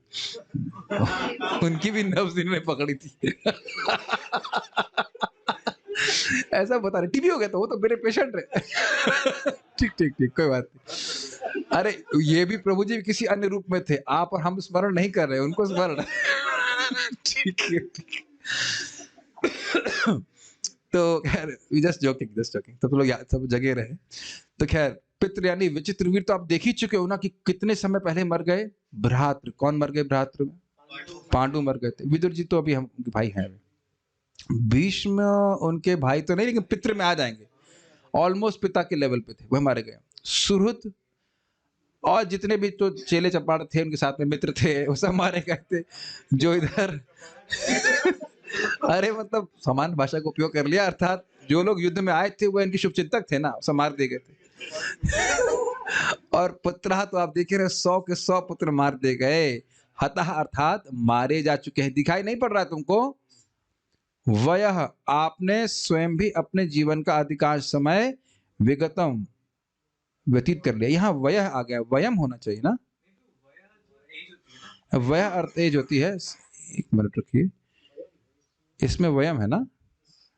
मुझे लगता है पाठ भेद हो गया, तो अन्वय में मैंने उसको जोड़ दिया। वयम है कि वयः? वयः, इसमें वयम है, उसको वयम को अनुवाद शब्दार्थ एज है। हाँ, तो अर्थ वही है, अर्थ। हाँ, थोड़ा सा वो पाठ भेद है, अर्थ वही है। वयः वयम एक ही बात है। वयम मतलब आयु को, और वह मतलब आयु है ना। तो वही अर्थ, आपने स्वयं भी अपने जीवन का अधिकांश समय विगतम अर्थात व्यतीत कर लिया। ठीक है। आत्माचा, और आपके शरीर को, यहां आत्मा का अर्थ शरीर लिया जा रहा है। ठीक है। जरयाग्रस्तम, जरा समझते, जरा मतलब बुढ़ापा, वृद्धावस्था के द्वारा अभिभूत या परास्त कर लिया गया है। कर लिया गया होना चाहिए, कर लिया नहीं, कर लिया गया। ठीक है। यानी एक तरफ दिखा रहे हैं कि कैसे मृत्यु ने आपके सारे पूर्व संबंधियों को तो खींच लिया है, और अब आपका शरीर भी अब उसी रास्ते पे है, वह ड्विंडल कर रहा है, इंग्लिश में कहेंगे, और अभिभूत हो रहा है, परास्त हो रहा है, वो झेल नहीं पा रहा है जरा को। और परगेहम उपास से, और आप पराए घर में पड़े हुए हैं। आपको समझ नहीं आ रहा कि आपकी भी वही गति होने वाली है। अभी भी आ सकते हो, और अपने घर में आ सकते होते, अपने मालिक होते तो समझ में आता, तुम तो दूसरे घर में पड़े हुए हो। एक क्षत्रिय के लिए इस प्रकार से बोलना सुनना बहुत खराब माना जाएगा, है ना। और महाराज जी कई बार बोलते हैं कि इस जगत में लोग वृद्ध हो जाते हैं, घर में ही रहते हैं, और वस्तुतः उनको एकदम कुत्ते की तरह ट्रीटमेंट होता है। लोग लिटरली प्रार्थना कर रहे होते हैं कि मर जाते तो अच्छा होता, राम जी की सुन लेते तो अच्छा होता, इत्यादि इत्यादि। फिर भी वहां रह करके वो चिल्लाता है। चिल्लाने पे 2 रोटी मिल जाती है तो सोचता है कि मैं इस घर का स्वामी हूं। जैसे कुत्ता भौंकता है या कुछ थोड़ा आवाज करता है, कुछ पूंछ हिलाता है, कुछ रोटी मिल जाती है, सोचता है बहुत अच्छा हो गया। भौतिकतावादी जीवन में देखा है हमने, दृष्ट है, देखा हुआ है मैंने। बस पार्टी में गए थे, व्यक्ति ने अपने घर में हमें रुकने के लिए बोला था, देखा था कि उनके पिता थे, वो भक्त नहीं थे, ऐसे ही हंस रहे हैं, बलगम आ रहा है, ये आ रहा है, चीख रहे हैं, और चीखने के बाद चीख रहे हैं, मतलब चीखते ही रहते हैं कुछ लोग ऐसे। 2-4 रोटी दे देगी तो शांत हो गए, कुछ टीवी देखा तो शांति मन में आ गई, बस खत्म। क्या ये मैं गलत तो नहीं बोल रहा? प्राय तो घर घर यही यही स्टोरी चलती है वृद्धावस्था में। पितृ अर्थात पिता, भ्रात अर्थात भाई, सुहृद मतलब मित्र, पुत्र मतलब बेटे आपके। हतास्ते, ते हताश, आपके सारे सब मारे जा चुके हैं। विगतम वया, वयम क्या लीजिए, विगतम वयम, उनकी आयु है ना, क्षमा कीजिएगा, विगतम वयम, वह तो मर चुके हैं और आपकी आयु भी आपने ढल गई है। आत्मा च जराग्रस्त, और आपका शरीर वृद्धा के द्वारा ग्रस्त है। फिर भी परगेहम उपास से, फिर भी दूसरे घर में रह रहे हो, तो ये एक तीव्र कटाक्ष किया जा रहा है, पिंच करने में।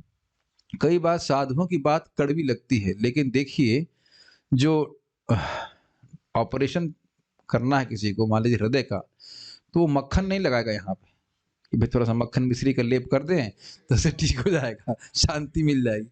उसको स्कैल्पल बोलते हैं, क्या बोलते हैं, स्कैल्पल बोलते हैं, जो भी उस चक्कू से हृदय पे चलाना पड़ता है, तब आर्टरी के ब्लॉकेज खुलते हैं कुछ। अब मैं जान रहा हूँ कि एग्जैक्टली यही तरीका नहीं होता होगा, लेकिन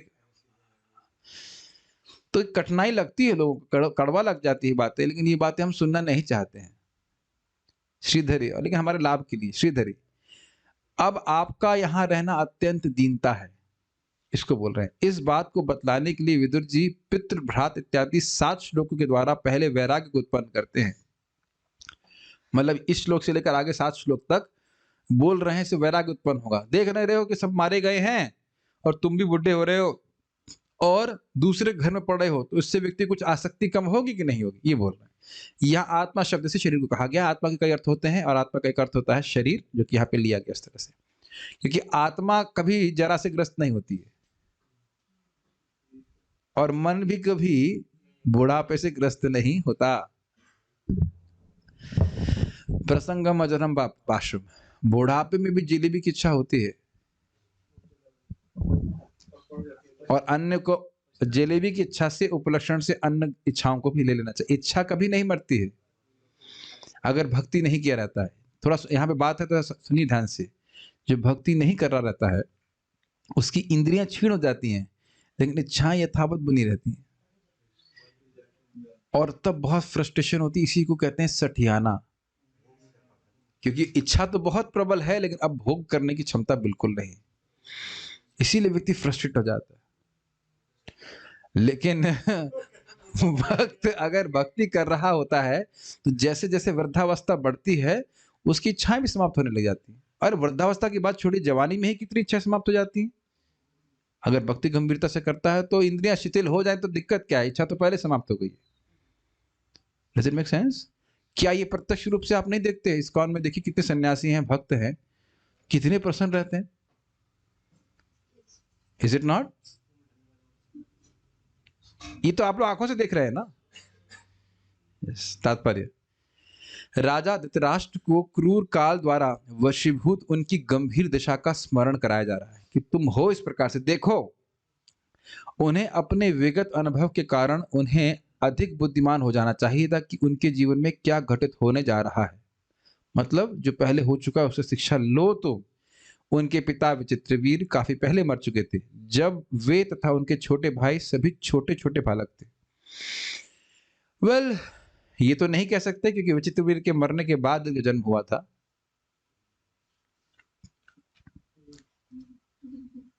क्योंकि वासुदेव के द्वारा जन्म हुआ था, लेकिन आशय यह है कि विचित्रवीर मर चुके थे और जब ये पैदा हुए थे तो छोटे ही थे, ये अर्थ लिया जाएगा। यह तो भीष्मदेव की देखरेख तथा सहृदयता का परिणाम था कि वे सभी अच्छी तरह पल सके। ये समझ में आ गया ना? ठीक है, उम्मीद है कि आप लोग ये सब बातें पता होंगी कि व्यासदेव के द्वारा जन्म हुआ था इन लोगों का और बेटे ये विचित्रवीर के ही माने गए थे। ये मतलब होता था, देवर के द्वारा होता है पुत्र का उत्पत्ति, लेकिन बेटा वह है मतलब पिता का ही माना जाएगा, भाई का ही माना जाएगा। फिर उनके भाई पांडु भी चल बसे जो खुद अकेले ही पूरे विश्व विजय कर चुके थे, कितने शक्तिशाली राजा थे। तत्पश्चात उनके 100 पुत्र तथा सारे पौत्र, हाँ ये तो भूल ही गए थे हम लोग, दुर्योधन आदि के बेटे भी मार दिए गए थे। उनमें से भी कोई बचा नहीं था, ये कभी हम लोग सोचे नहीं।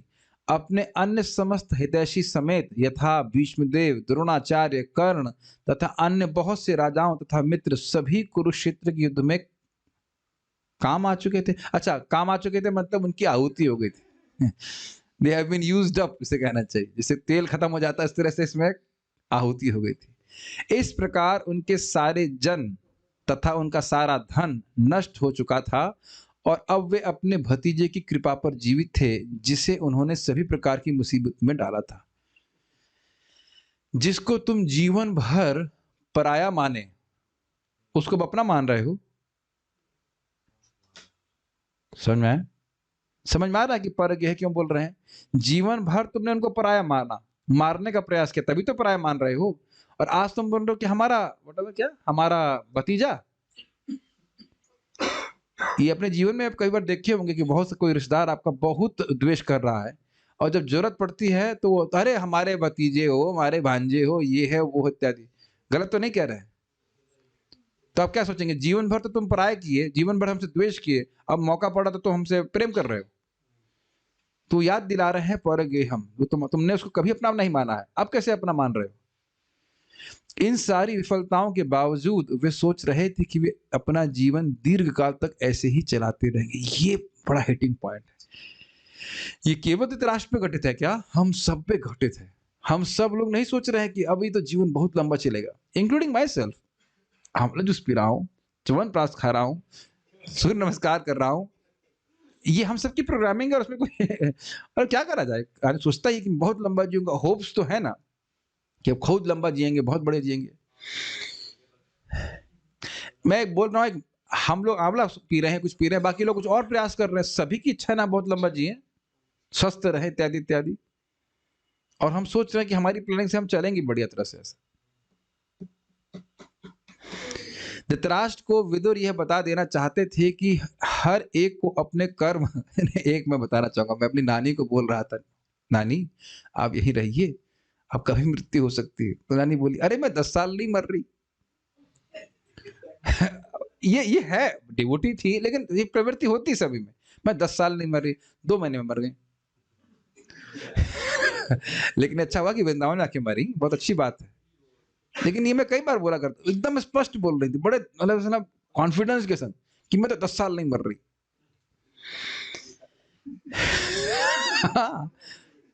ऐसे यहाँ भी एकदम यहीं पे कोई व्यक्ति बोल रहा है, सामने आए थे, बात कर रहे थे इसी हॉल में, पर्सनल बात कर रहे थे। हमने कहा कुछ सोचा है मृत्यु के बारे? अरे हम अभी हम तो 100 साल और नहीं मर रहे हैं। कह रहे क्या बोल रहे हो, जरा सोचो जरा, ऑलरेडी 60 के हो गए, 100 साल और नहीं मर रहे। क्या बोल रहा है व्यक्ति को पता नहीं।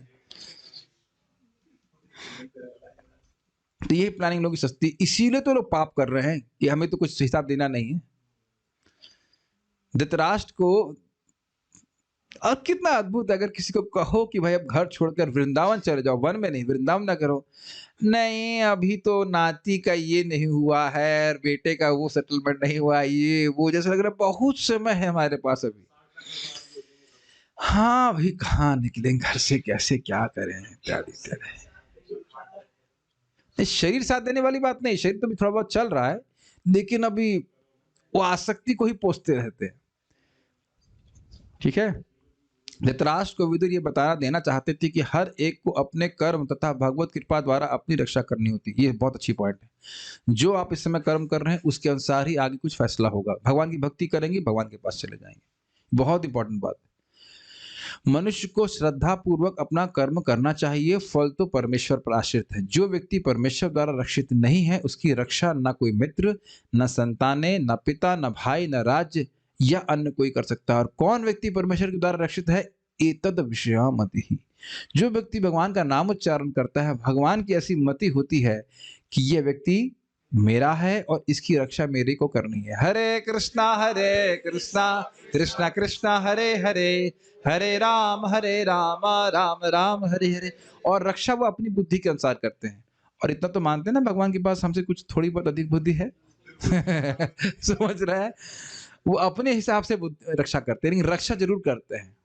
बहुत अच्छी बात है, बहुत अच्छी बात है। तो ठीक है, व्यवहार में लोग सहायता करें, सब कुछ करें, लेकिन जब तक भगवान रक्षा नहीं करेंगे, तद उपेक्षिता नाम, भगवान ने उपेक्षा कर दी तो व्यक्ति कभी ठीक नहीं हो सकता। मैं समझता हूँ आयुर्वेद में भी एक श्लोक है, मैं पढ़ा भी संस्कृत में, जहाँ उनका है, कौन से ऋषि हैं मैं भूल रहा हूँ, चाणक्य किसको बोल रहे थे कि भाई मैं सत्यम सत्य ब्रह्मामिति कि भगवान का नाम ही सबसे बड़ी दवा है। ऐसा कुछ कुछ श्लोक है, मैं पढ़ा हूं उसको, लेकिन अभी महाराज कोट भी करते हैं, हम भगवान का नाम ही सबसे बड़ी दवा है, ऐसा है।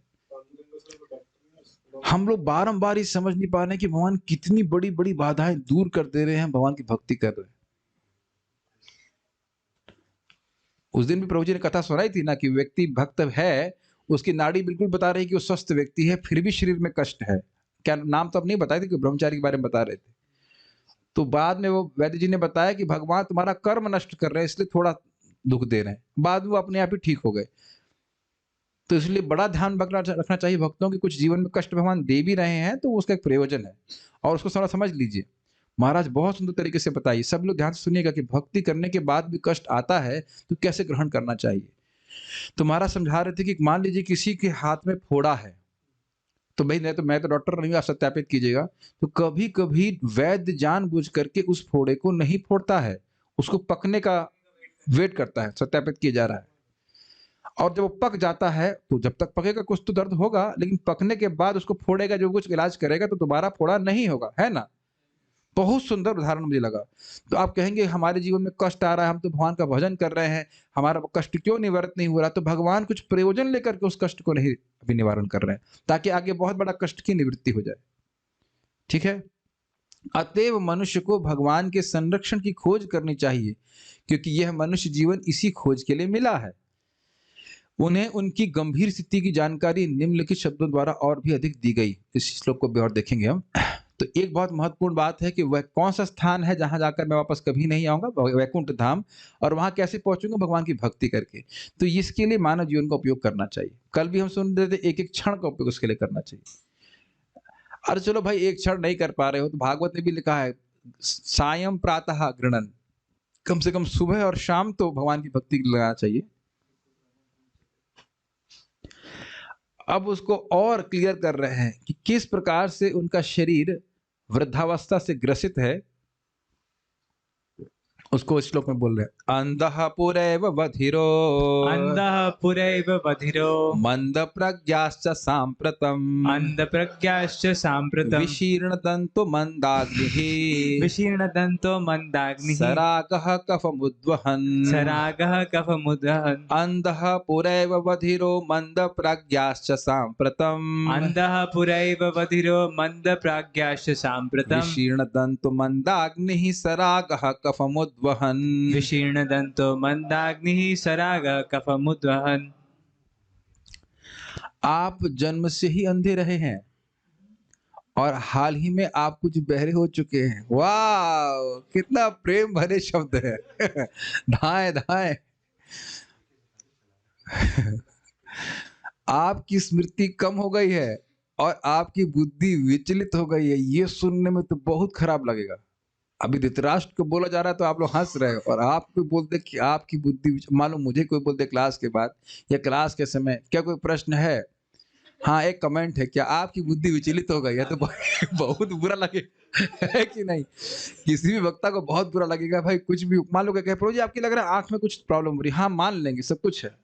अरे आपकी नाक में कुछ दिक्कत है नहीं, हाँ मान लेंगे। अरे चेहरे में क्या है, दाग कैसे लगा, हाँ ठीक है। कहे कि बुद्धि विचलित हो गई तो बुरा माना जाएगा ना। तो यहाँ पे आप देख रहे हैं कि बुद्धि विचलित हो गई। क्यों बोल रहे हैं? दिख नहीं रहा है तुमको कि मरने वाले हो, बुद्धि खराब हो गई, ऐसे बोल रहे हैं। आपके दांत हिल चुके हैं। अब ऐसा नहीं है कि धृतराष्ट्र अनुभव नहीं कर रहे हैं। अगर आपका दांत हिलेगा तो मुझे मालूम चलेगा। सबसे पहले तो आपको मालूम चल जाएगा ना। लेकिन अब उसका ध्यान उधर दिखा रहे हैं। या समझो भाई, आपके दांत हिल चुके हैं मतलब एकदम आप मरने वाले हो। आपका यकृत खराब हो जाएगा, मतलब लिवर, अर्थात मंदाग्नि हो गई, भूख नहीं लग रही है। और आपके कफ निकल रहा है, आपके कफ निकल रहा है मतलब कफ बाहर आ रहा है। अब इसको जरा देखिएगा अन्वय से। त्वम पुरा एव अंधा, त्वम शब्द जोड़ा गया है, त्वम मतलब आप या तुम, पुरा एव अंधा, पुरा मतलब जन्म, पहले से ही, आप पहले से ही अर्थात जन्म से ही दृष्टि शक्तिहीन है। दिखाई तो आपको पहले से ही नहीं पड़ता, तो दुर्भाग्य कहीं के अंधे। सुदास। सांप्रतम, सांप्रति मतलब होता है इस समय, और हाल ही में मतलब इस समय, बधिरह श्रवण शक्तिहीन भी हो गए, सुनाई भी नहीं पड़ रहा है आपको। शायद ये बात भी सुनाई नहीं पड़ रही थी, लेकिन ऐसा नहीं, जोर से बोल रहे होंगे तो सुनाई पड़ रहा होगा। मुझे याद है इंडोनेशिया में हम प्रवचन में बोल रहे थे, भाई जब करिए श्रवण करने का प्रयास की, तो एक वृद्ध व्यक्ति बोले, हमको तो अब सुनाई नहीं पड़ता है। हाँ, मैंने कहा अब क्या कर सकूंगा, मन में कीजिए। फिर मैं सोच रहा था, को सुनाई नहीं पड़ता तो ये बात कैसे सुनाई पड़े कि सुनना चाहिए। ये भी एक सोचने वाली बात है। है ना, कि भाई अगर सुनाई नहीं पड़ता है कि सुनना चाहिए, तो ये कैसे सुनाई पड़ा कि सुनना चाहिए। जो भी रहा, उसके कहने का अर्थ है कि कम सुनाई पड़ता है। हाँ हाँ करते हैं, हमने बुढ़े लोग को देखा, हाँ हाँ हाँ करते रहते हैं। कभी हम लोग सोचते नहीं कि कान भी से सुनाई नहीं पड़ेगा। ठीक है, तो बधीरा मतलब अंधे तो पहले ही थे, और अब आपकी स्थिति हो गई है कि कान भी, यानी कि बेसिकली उनके शरीर से उनको वैराग्य उत्पन्न कर रहे हैं। शरीर में आसक्ति है, इसलिए भोग में आसक्ति है। मंद प्रज्ञा, चलो हो सकता है कि कान थोड़ा खराब हो गई, दिमाग ठीक चल रहा हो, तो कहते हैं नहीं, मंद प्रज्ञा, साथ ही आपकी स्मृति कुंद हो गई है। अनुवाद प्रभात जोड़ा एकदम बुद्धि एकदम डल हो गई है। ये देखा जाता है वृद्धावस्था में। हमें भक्तों ने बोला है, हमसे हम समझ रहे हो 3-4 भक्तों ने तो बोला। एक भक्त बोल रहे थे वो गोल्ड मेडलिस्ट थे, एक बार सुनते तो याद हो जाता था उनको जवानी में। अब कहते हैं ये श्लोक याद होना बड़ा भारी लग रहा है। सोचिए, कोई व्यक्ति एक बार सुनता था और ढांस से मतलब सब कुछ याद कर ले, और अब एक श्लोक याद करना मुश्किल है। इसीलिए बारंबार बोला जा रहा है जवानी में भक्ति कर लेनी चाहिए। याद कर लो मतलब भक्ति कर लो, जो करना बहुत आसान लग रहा है आगे उतना नहीं लगेगा। ठीक। विशीर्ण दंत, और दांत हिल रहे हैं, बड़ा दंत मतलब दांत, विशीर्ण मतलब हिल रहे हैं। मंदाग्नि, आपके यकृत की क्रिया कम हो गई है, मतलब लेवल डाउन हो गया। लेवल डाउन मतलब भूख कम हो गई है। और कफम अर्थात कफ, सराग, ध्वनि सहित उद्वहन बाहर आ रहा है। ये देखा है आपने, बुढ़ों करते ऐसे करते रहेंगे। कफ बाहर आता है, ये देखा नहीं आपने? प्राया बुढ़े लोग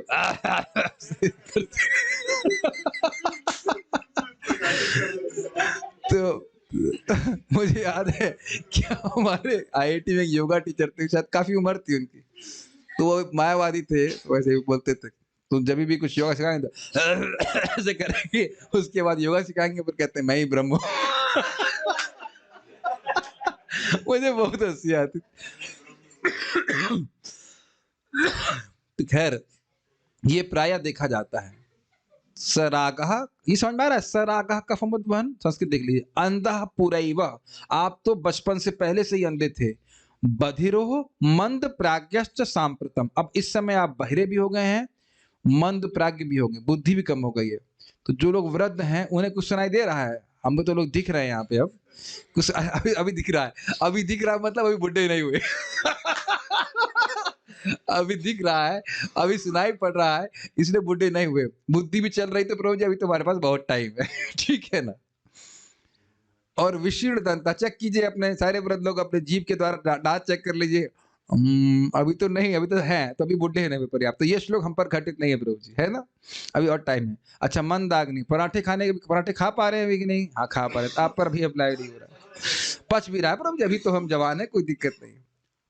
और सराग कफम उद्भव, अरे प्रभु जी आपने लौक सपिस्तान ख्याल संबरी दे दी, तब से हमारा खांसी एकदम गायब है, तो कोई दिक्कत नहीं है, अभी हम बुढ़े नहीं है। इस तरह से बोल सकते हैं कि हम मजाक में चले गए। अभी हम बात वापस श्लोक पे जाते। अंधा पुरैव, आप तो बचपन से ही अंधे हैं। और बधिरा, अब आप सुनाई भी नहीं पड़ रहा है। मंद प्राज्ञा, बुद्धि भी कुंद हो गई है। और सांप्रतम, और विशीर्ण दंत, दांत हिले लग गया है। मंदाग्नि, पेट की अग्नि कम हो गई है। और ध्वनि उत्पन्न करके, वैसे सरागा मतलब मैं सोचता था राग मतलब होता है राग को ध्वनि उत्पन्न करना, तो क्या सारे गामा बोल बोल करके कफ बोल रहे थे। अब पता नहीं क्या भी कारण हो, लेकिन एटलीस्ट सरागा करते हैं प्रभु बोले, ध्वनि सहित तुम कफ को बाहर फेंक रहे हो, अर्थात बहुत कफ उत्पन्न हो रहा है। ऐसे करके कर, ठीक, आगे बढ़ लेते, समझ में आ गया। तो आप देख रहे हैं कि क्या टेक्निक इस्तेमाल कर रहे हैं। जैसे मान लीजिए आप कोई वस्तु खरीदने जाएं और उसके दोषों के बारे में बताया जाए, तो आप कभी स्वाभाविक रूप से उसके प्रति वैराग्य हो जाएगा। तो दोष यहाँ पे प्रस्तुत कर रहे हैं जो कि अनुभव कर रहे हैं। क्या धृतराष्ट्र अनुभव नहीं कर रहे हैं? बिल्कुल कर रहे हैं, लेकिन उन दोषों को दिखा करके बोल रहे हैं। और विदुर जी की प्योरिटी का तो हम अंदाजा ही नहीं लगा सकते। हम सुन ही चुके हैं, तीर्थी कुर्वन्ति, उनकी ये क्षमता थी कि वे तीर्थ को पवित्र करने वाले हैं। तो यही शब्द उनके मुख से निकल रहा है, धृतराष्ट्र के कलेजे में सीधे जा रहा है। तात्पर्य, वृद्धावस्था के सारे लक्षण धृतराष्ट्र में पहले से प्रकट हो चुके थे और उन सबों को एक एक करके बतलाकर उन्हें आगाह किया जा रहा है कि उनकी मृत्यु अत्यंत निकट है। तो भी वे भविष्य के प्रति मूर्ख की तरह लापरवाह थे। धृतराष्ट्र के शरीर में इंगित किए गए सारे लक्षण अपक्षय के थे, मतलब अपक्षय मतलब क्षीण होने के थे, अर्थात मृत्यु के अंतिम आघात के पूर्व शरीर के क्षय होने के लक्षण थे। यह शरीर उत्पन्न होता है, बढ़ता है, बना रहता है, दूसरे शरीरों को जन्म देता है, उसका क्षय होता है और तब वह नष्ट हो जाता है। तो बुद्धिमान व्यक्ति को दिखना चाहिए ना कि भाई झुर्रियां पड़ने लग गई हैं या बाल कम होने शुरू हो गए हैं, तो समझ में आना चाहिए कि वृद्धावस्था के लक्षण उपस्थित हो रहे हैं। सामान्यतः मरे तो इतनी बुद्धि तो होनी चाहिए ना। चावल पक जाता है, इसके भी लक्षण होते हैं। तो अपने को समझना चाहिए कि हमारी आयु परिपक्व हो गई, भक्ति ही करना चाहिए। ये सब उन लोगों के लिए है जो चाहते हैं कि हमारा जन्म ये आखिरी जन्म हो, और जो कह रहे नहीं अभी तो हम पैसेंजर में बैठेंगे, बहुत आगे के जन्म देखना है, तो वह भी ठीक है, कम से कम सुन रहे हैं और एटलीस्ट प्रगति के स्तर पे हैं, प्रगति के पथ पे हैं, धीरे धीरे प्रगति करेंगे। लेकिन इंटेंसली कोई भक्ति करेगा तो एक ही जन्म में भगवान के पास जा सकता है। उसका क्षय होता है और तब वह नष्ट हो जाता है। किंतु मूर्ख लोग नश्वर शरीर के साथ स्थायी समझौता करना चाहते हैं। What a beautiful statement. नश्वर शरीर के संग परमानेंट कॉन्ट्रैक्ट, क्या कटाक्ष है प्रभुपाद जी का। ये समझ पाए? नहीं समझ में आ रहा? शरीर है नश्वर, लेकिन सोचते हैं कि हम इसमें हमेशा बने रहेंगे, जबकि हर क्षण हमारा शरीर परिवर्तित हो रहा है। कितना सुंदर प्रपात की लाइन है, नश्वर शरीर के साथ स्थायी समझौता। ये शब्द अमेजिंग है, क्या ब्यूटी है प्रपात जी की तात्पर्य की। Can you appreciate this language? नश्वर शरीर के संग स्थायी समझौता। इंग्लिश में क्या लिखा है देखें इसमें। और सोचते हैं कि उनकी जायदाद, संतानें, समाज, देश इत्यादि उन्हें संरक्षण प्रदान करेंगे। ऐसे मूर्खतापूर्ण विचारों में आकर वे ऐसे अस्थायी कार्य में व्यस्त हो जाते हैं और यह बिल्कुल भूल जाते हैं कि उन्हें यह अस्थायी शरीर त्याग कर नया शरीर धारण करना है और समाज, मित्रता तथा प्यार की फिर नई व्यवस्था करनी है और अंत में फिर से नष्ट हो जाना है, पुनः पुनः इस प्रकार से करना है। कभी आप लोग जाके देखिएगा, जो स्पेशली आप बाजारों में जाइए जहां बड़े सेठ लाला लोग होते हैं और जो पिताजी हैं वो काफी वृद्ध हो जाते हैं और काफी मोटे भी होते हैं और दिख रहा होता है कि ये अब तो जाने वाले हैं। और लोई बाजार का एग्जाम्पल दे रहा हूँ, हमारे यहाँ पे एक थे इधर जो हमारे से बिजली का सामान यहाँ पे आता है, वो तो बहुत वृद्ध भी नहीं थे, बस छोटे लड़के की शादी करी, मैं कहा से 54-55 साल के होंगे, और पता चला कि उनका शरीर छूट गया। अरे जैसे मृदंग लेने आते हैं आनंद जी से, वो पता चला कि मर गए वो विद 15 डेज में। वो तो 40 साल के ही थे, गुजर गए। तो ये सोचना चाहिए ना, अहनि अहनि भूतानि गच्छन्ति यमालयो। कितना व्यक्ति, अब देखिए पॉइंट क्या है, जीने का अधिकार हमारे को है, कार्य भी करें, लेकिन एकदम अब अपनी भक्ति को बेच करके तो काम नहीं करना चाहिए ना। Make sense? आप समझ पा रहे हैं उपदेश क्या दिया जा रहा है? ठीक है भाई, सब लोग तो तुरंत सब कुछ छोड़ के भक्ति नहीं कर सकते हैं, लेकिन प्रयास करना चाहिए, संभव हो कि 50 के बाद तो केवल भक्ति ही की जाए, लेकिन अंत तक व्यक्ति वही गोबरेला की तरह इकट्ठा करता रहेगा, और इकट्ठा करो और करो। हाँ, शक्ति ऐसी है कि सुनने के बाद भी नहीं समझ रहे। वे अपना स्थायी स्वरूप भूल जाते हैं। अच्छा एक बात सोचिए, आप जो लोग कर पाए उनके लिए, हमको मान लो कोई बीमारी हो जाए और हमको पता हो कि दिल्ली में एक बहुत अच्छा अस्पताल है जो ठीक कर देगा, तो व्यक्ति दौड़ दौड़ के जाएगा। अब हमें तो भक्त यहाँ पे बहुत सारे दिख रहे हैं जिन्हें पास अच्छे खासे, हाँ दिख गए, ये खूब पैसे भी हैं और जान रहे हैं कि वृंदावन एक ऐसा अस्पताल है, कैसे भी मरेंगे तो भगवान की प्राप्ति हो जाएगी, है ना? जो लोग दिख रहे हैं मुझे सामने, दिखाई पड़ रहा है ना? मैं भी दिख रहा हूँ आपको, सुनाई नहीं दे रहा होगा। जान रहे हैं कि वृंदावन में शरीर छोड़ देंगे तो भगवान के पास चले जाएंगे। और अब वृद्धावस्था में क्या प्रचार करेंगे? अब ये भी नहीं कह सकते कि हम शहर में रह के बड़ा प्रचार कर रहे हैं। कौन प्रचार हो रहा है बताइए? ये तो कुछ होता नहीं है। कम से कम ये सोचा है कभी? सुनिए, सोचिए, ध्यान से सुनिए। वृंदावन में कोई कीड़ा भी मरता है तो भगवान की प्राप्ति होती है। मथुरा माथा में पढ़ लीजिएगा। और भजन करने वाले बाहर हो जाएंगे तो उसमें कौन से आश्चर्य की बात है? इसीलिए मैं हमारे सुनील प्रभु को बोल रहा था, इधर सुनील वाले नहीं, सुनील माधव नहीं, कहा सुनील माधव है किधर? नहीं है, आपका नाम सुनील तो है ना? हाँ, कि भैया जाओ ही मत यहाँ से, यहीं भजन करते रहिए, करते रहिए। एक बार शरीर छोड़ना है और आप हमेशा हमेशा के लिए सारी समस्याओं से मुक्त हो जाएंगे। ये मेरे शब्द हैं क्या? रूप गोस्वामी बोल रहे हैं ना इस बात को। ये भगवान का धाम है, इससे बढ़िया हॉस्पिटल कुछ भी नहीं है। अरे एक बार ट्राई करके देखिए, मरना तो है ही। ये होता है ना, जब मरना तो है ही, चलो उस हॉस्पिटल में ट्राई कर लेते हैं। तो मर तो हर जीवन में रहे, यही मरना, मर के देख लीजिए क्या होता है। लिखा है कि वैकुंठ के भक्त घूमते रहते हैं, कहां कौन मर रहा है ब्रज में, चलो भाई लेके चले उसको अपने, और उस पे आकर भजन करेगा तो क्या? हाँ, भगवान के पार्षद घूमते रखे, लिखा है घूमते रहते हैं। ये आसान बात नहीं, लेकिन शायद मेरी आवाज सुनाई नहीं पड़ रही है, पता नहीं। अरे भाई मान लो कोई बहुत गरीब है, नहीं रह पा रहा है, अलग बात है, लेकिन हम तो बहुत से भक्तों को देख रहे हैं समर्थ है, फिर भी नहीं आ रहे, और कुछ काम भी नहीं है, काम इकट्ठा करना अलग बात। वे अपना स्थायी स्वरूप भूल जाते हैं और अपने मूल कर्तव्य को भूलकर अस्थायी कार्यों में सक्रिय हो जाते हैं। स्पष्ट है, जो टेम्परेरी कार्य है जगत की, उसी में फंसे हुए हैं, आसक्त हैं। इस कारण से जो मूल कार्य भगवान की भक्ति करना, उसके प्रति ध्यान नहीं है। और मान लो भक्ति भी कर रहे हो तो भक्ति ही नहीं कर रहे हैं। 50 साल के बाद तो केवल भक्ति ही होनी चाहिए, भक्ति भी नहीं, और कोई काम नहीं होना चाहिए। ये सब मेरे शब्द नहीं, शास्त्र के शब्द है, महाराज से भी सुना इस बात। अरे एकदम फिक्स्ड बात है, वानप्रस्थ जीवन, 50 के बाद भक्ति ही भी नहीं, ओनली। शुरुआत से और कर सके तो अच्छी बात है। विदुर जैसे साधु संत ऐसे लोगों को वास्तविक स्थिति के प्रति सचेत करने के लिए उनके पास पहुंचते हैं। घर नहीं पहुंचते तो जूम के द्वारा भी पहुंच ही जाते हैं। सुना रहे हैं, प्रभुपाद से हम लोग सब सुन रहे हैं, किंतु वे ऐसे साधु संतों को समाज पर आश्रित अवांछित तत्व समझते हैं और लगभग सभी उनकी बातें अनसुनी कर देते हैं। उत्तर हो गया आपको?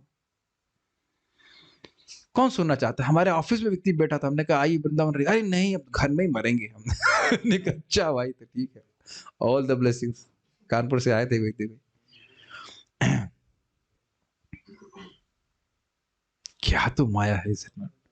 और ऐसा भी नहीं कह सकते घर में बहुत प्रेम भी किया जा रहा है। एनीवेज, यद्यपि वे अपनी इंद्रियों को तृप्त करने वाले तथाकथित दिखावटी साधु संतों का स्वागत करते रहते हैं। देखिए यहाँ पे तो यार स्वाभाविक सी बात है, जो यहाँ भक्त उपस्थित हमारे जूम पे भी हैं उन पे ये घटित नहीं है, लेकिन बहुत से लोग ऐसे हैं जो साधु संतों को बुलाएंगे, उनको जो ज्ञान का उपदेश नहीं देते। ऐसे लोगों को लेके आएंगे जो कहेंगे हाँ आपको आशीर्वाद दे रहे हैं, आपका मतलब बिजनेस बढ़ता रहे, ये होता रहे, वो होता रहे, लेकिन ऐसे लोगों को नहीं बुलाएंगे जो उनको ज्ञान का उपदेश देंगे। ये एकदम सत्य बात है। हमारे भक्त भरतपुर में गए थे प्रचार करने के लिए, तो जिन माता जी घर में पहले कार्यक्रम होता था उनके लड़के शायद 35 साल के होंगे। तो रोहिणी नंदन प्रभु बता रहे थे कि उस दिन वो प्रीचिंग करने के लिए गए तो एक ब्राह्मण वहां पे आए हुए थे, और उससे पहले तक उनका लड़का प्रचार हो रहा था, तो उनका लड़का 16 माला जप कर रहा था। तो उनको बोले अभी तुम्हारी करने की क्या जरूरत है? ब्राह्मण स्वयं पंडित जी बोल रहे हैं कि तुम्हारे भजन करने की अभी उम्र कहाँ है। ऐसे लोगों को हम बहुत चाहते हैं, ठीक है, समझ रहे बहुत। और आप देखो कि ऐसे आप देखे रहे ना, वो जो कृपा कहाँ छुपी है, शराब की बोतल में कृपा छुपी। हाँ हरि बोल, हरि बोल। कौन ताली मार रहा है? आईएएस ऑफिसर, बड़े बड़े ऑफिसर मार रहे हैं। और जब अब लोहे का घोल पिलाया जाएगा गरम गरम, यमदूत पिटाई करेगा और देखेंगे गुरुजी बगल में है। गुरुजी बगल में उनको लोहा पिलाया जा रहा है। लोभी गुरु, परम पूज्य नवयोगेंद्र महाराज का बड़ा अच्छा लगता है। लोभी गुरु और पापी चेला दोनों नरक में ठेलम ठेला। लोभी गुरु, उसको लोभ है तो ज्ञान नहीं दे रहा है, और पापी चेला, चेला पापी है लेकिन वो पाप कर रहा है तो गुरुजी नहीं बता रहे हैं, तो दोनों नरक में जाएंगे। समझ में आ रहा है? दोनों नरक में ठेलम, लूडो नहीं खेलेंगे, ठेलम ठेला, ठेल करके नरक में लेके जाया जाएगा। महाराज की कविताएं बड़ी अद्भुत है, लेकिन सत्य बात है। विदुर ऐसे साधु न थे जो धृतराष्ट्र की दुर्भावना की तुष्टि करते। वे जीवन की वास्तविक स्थिति को सही सही बता रहे थे, और यह बता रहे थे कि ऐसी विपत्तियों से अपने आप को किस प्रकार बचाया जाए। उसको आगे विदुर जी और भी बताएंगे, हम सुनते चलेंगे।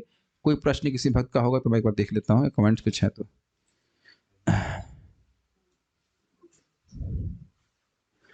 अच्युत गोविंदम नामोच्चम भेषजात नश्यन्ति सकल रोग सत्यम सत्यम वदाम्य हम। हाँ, अच्युत गोविंद नामोच्चारण भेषजात नश्यन्ति सकल रोग सत्यम सत्यम वदाम्य हम। सुने हैं अभी, आपको पता है तो निश्चय, यानी भगवान का नाम ही सारे औषधियों की समान है। एक भक्त बोल रहे हैं कि दादी 95 वर्ष की कि मरना नहीं चाहती। वो कहते हैं कि ऊपर क्या रखा है, सब कुछ यहाँ है। जैसे मान लो अज्यूम कर लिया कि ऊपर ही जा रही हैं। कौन जाने नीचे भी तो कुछ रखा है, नीचे भी तो भेज सकते हैं। ये ऊपर क्या रखा है, सब लोग ऊपर ही जा रहे हैं। ये मैंने पूछा था, मेरे बगल में एक लड़का बैठा था प्रसाद लेते समय, तो ये उसका भाई मर गया था, तो मैंने कहा कहाँ गया, कहता स्वर्ग गया होगा। अब मैंने कहा कैसे पता, शायद माय गेस, हमने कहा आपसे पूछ के गया। चलिए ठीक है। और क्या है मतलब कि ये कि उनको दोबारा सेल्फ सुनाई दे, पता नहीं क्या कह रहे हैं। सराग, महाराज कह रहे थे कि विदुर जी कह रहे हैं कि तुम फिर भी राग से। हाँ, ये भी एक अर्थ है। सराग का अर्थ यह भी है कि कफ उठ रहा है, कफम उद्वम। मैं अर्थ उस प्रकार से लिए जैसे प्रपंच शब्दार्थ नहीं है, यह भी अर्थ है कि कफम उद्वम सराग। अरे तुम्हारे गले से कफ निकल रहा है, फिर भी तुम आसक्त होकर जगत में, इस घर में पड़े हो, तो वह भी अर्थ है। अच्छा कि याद दिला दिया आपने। ओके, हम लोग यहाँ रुकेंगे। श्रीमद् भागवतम की जय, श्रील प्रभुपाद की जय। लेकिन आप जानते हो कि हम लोग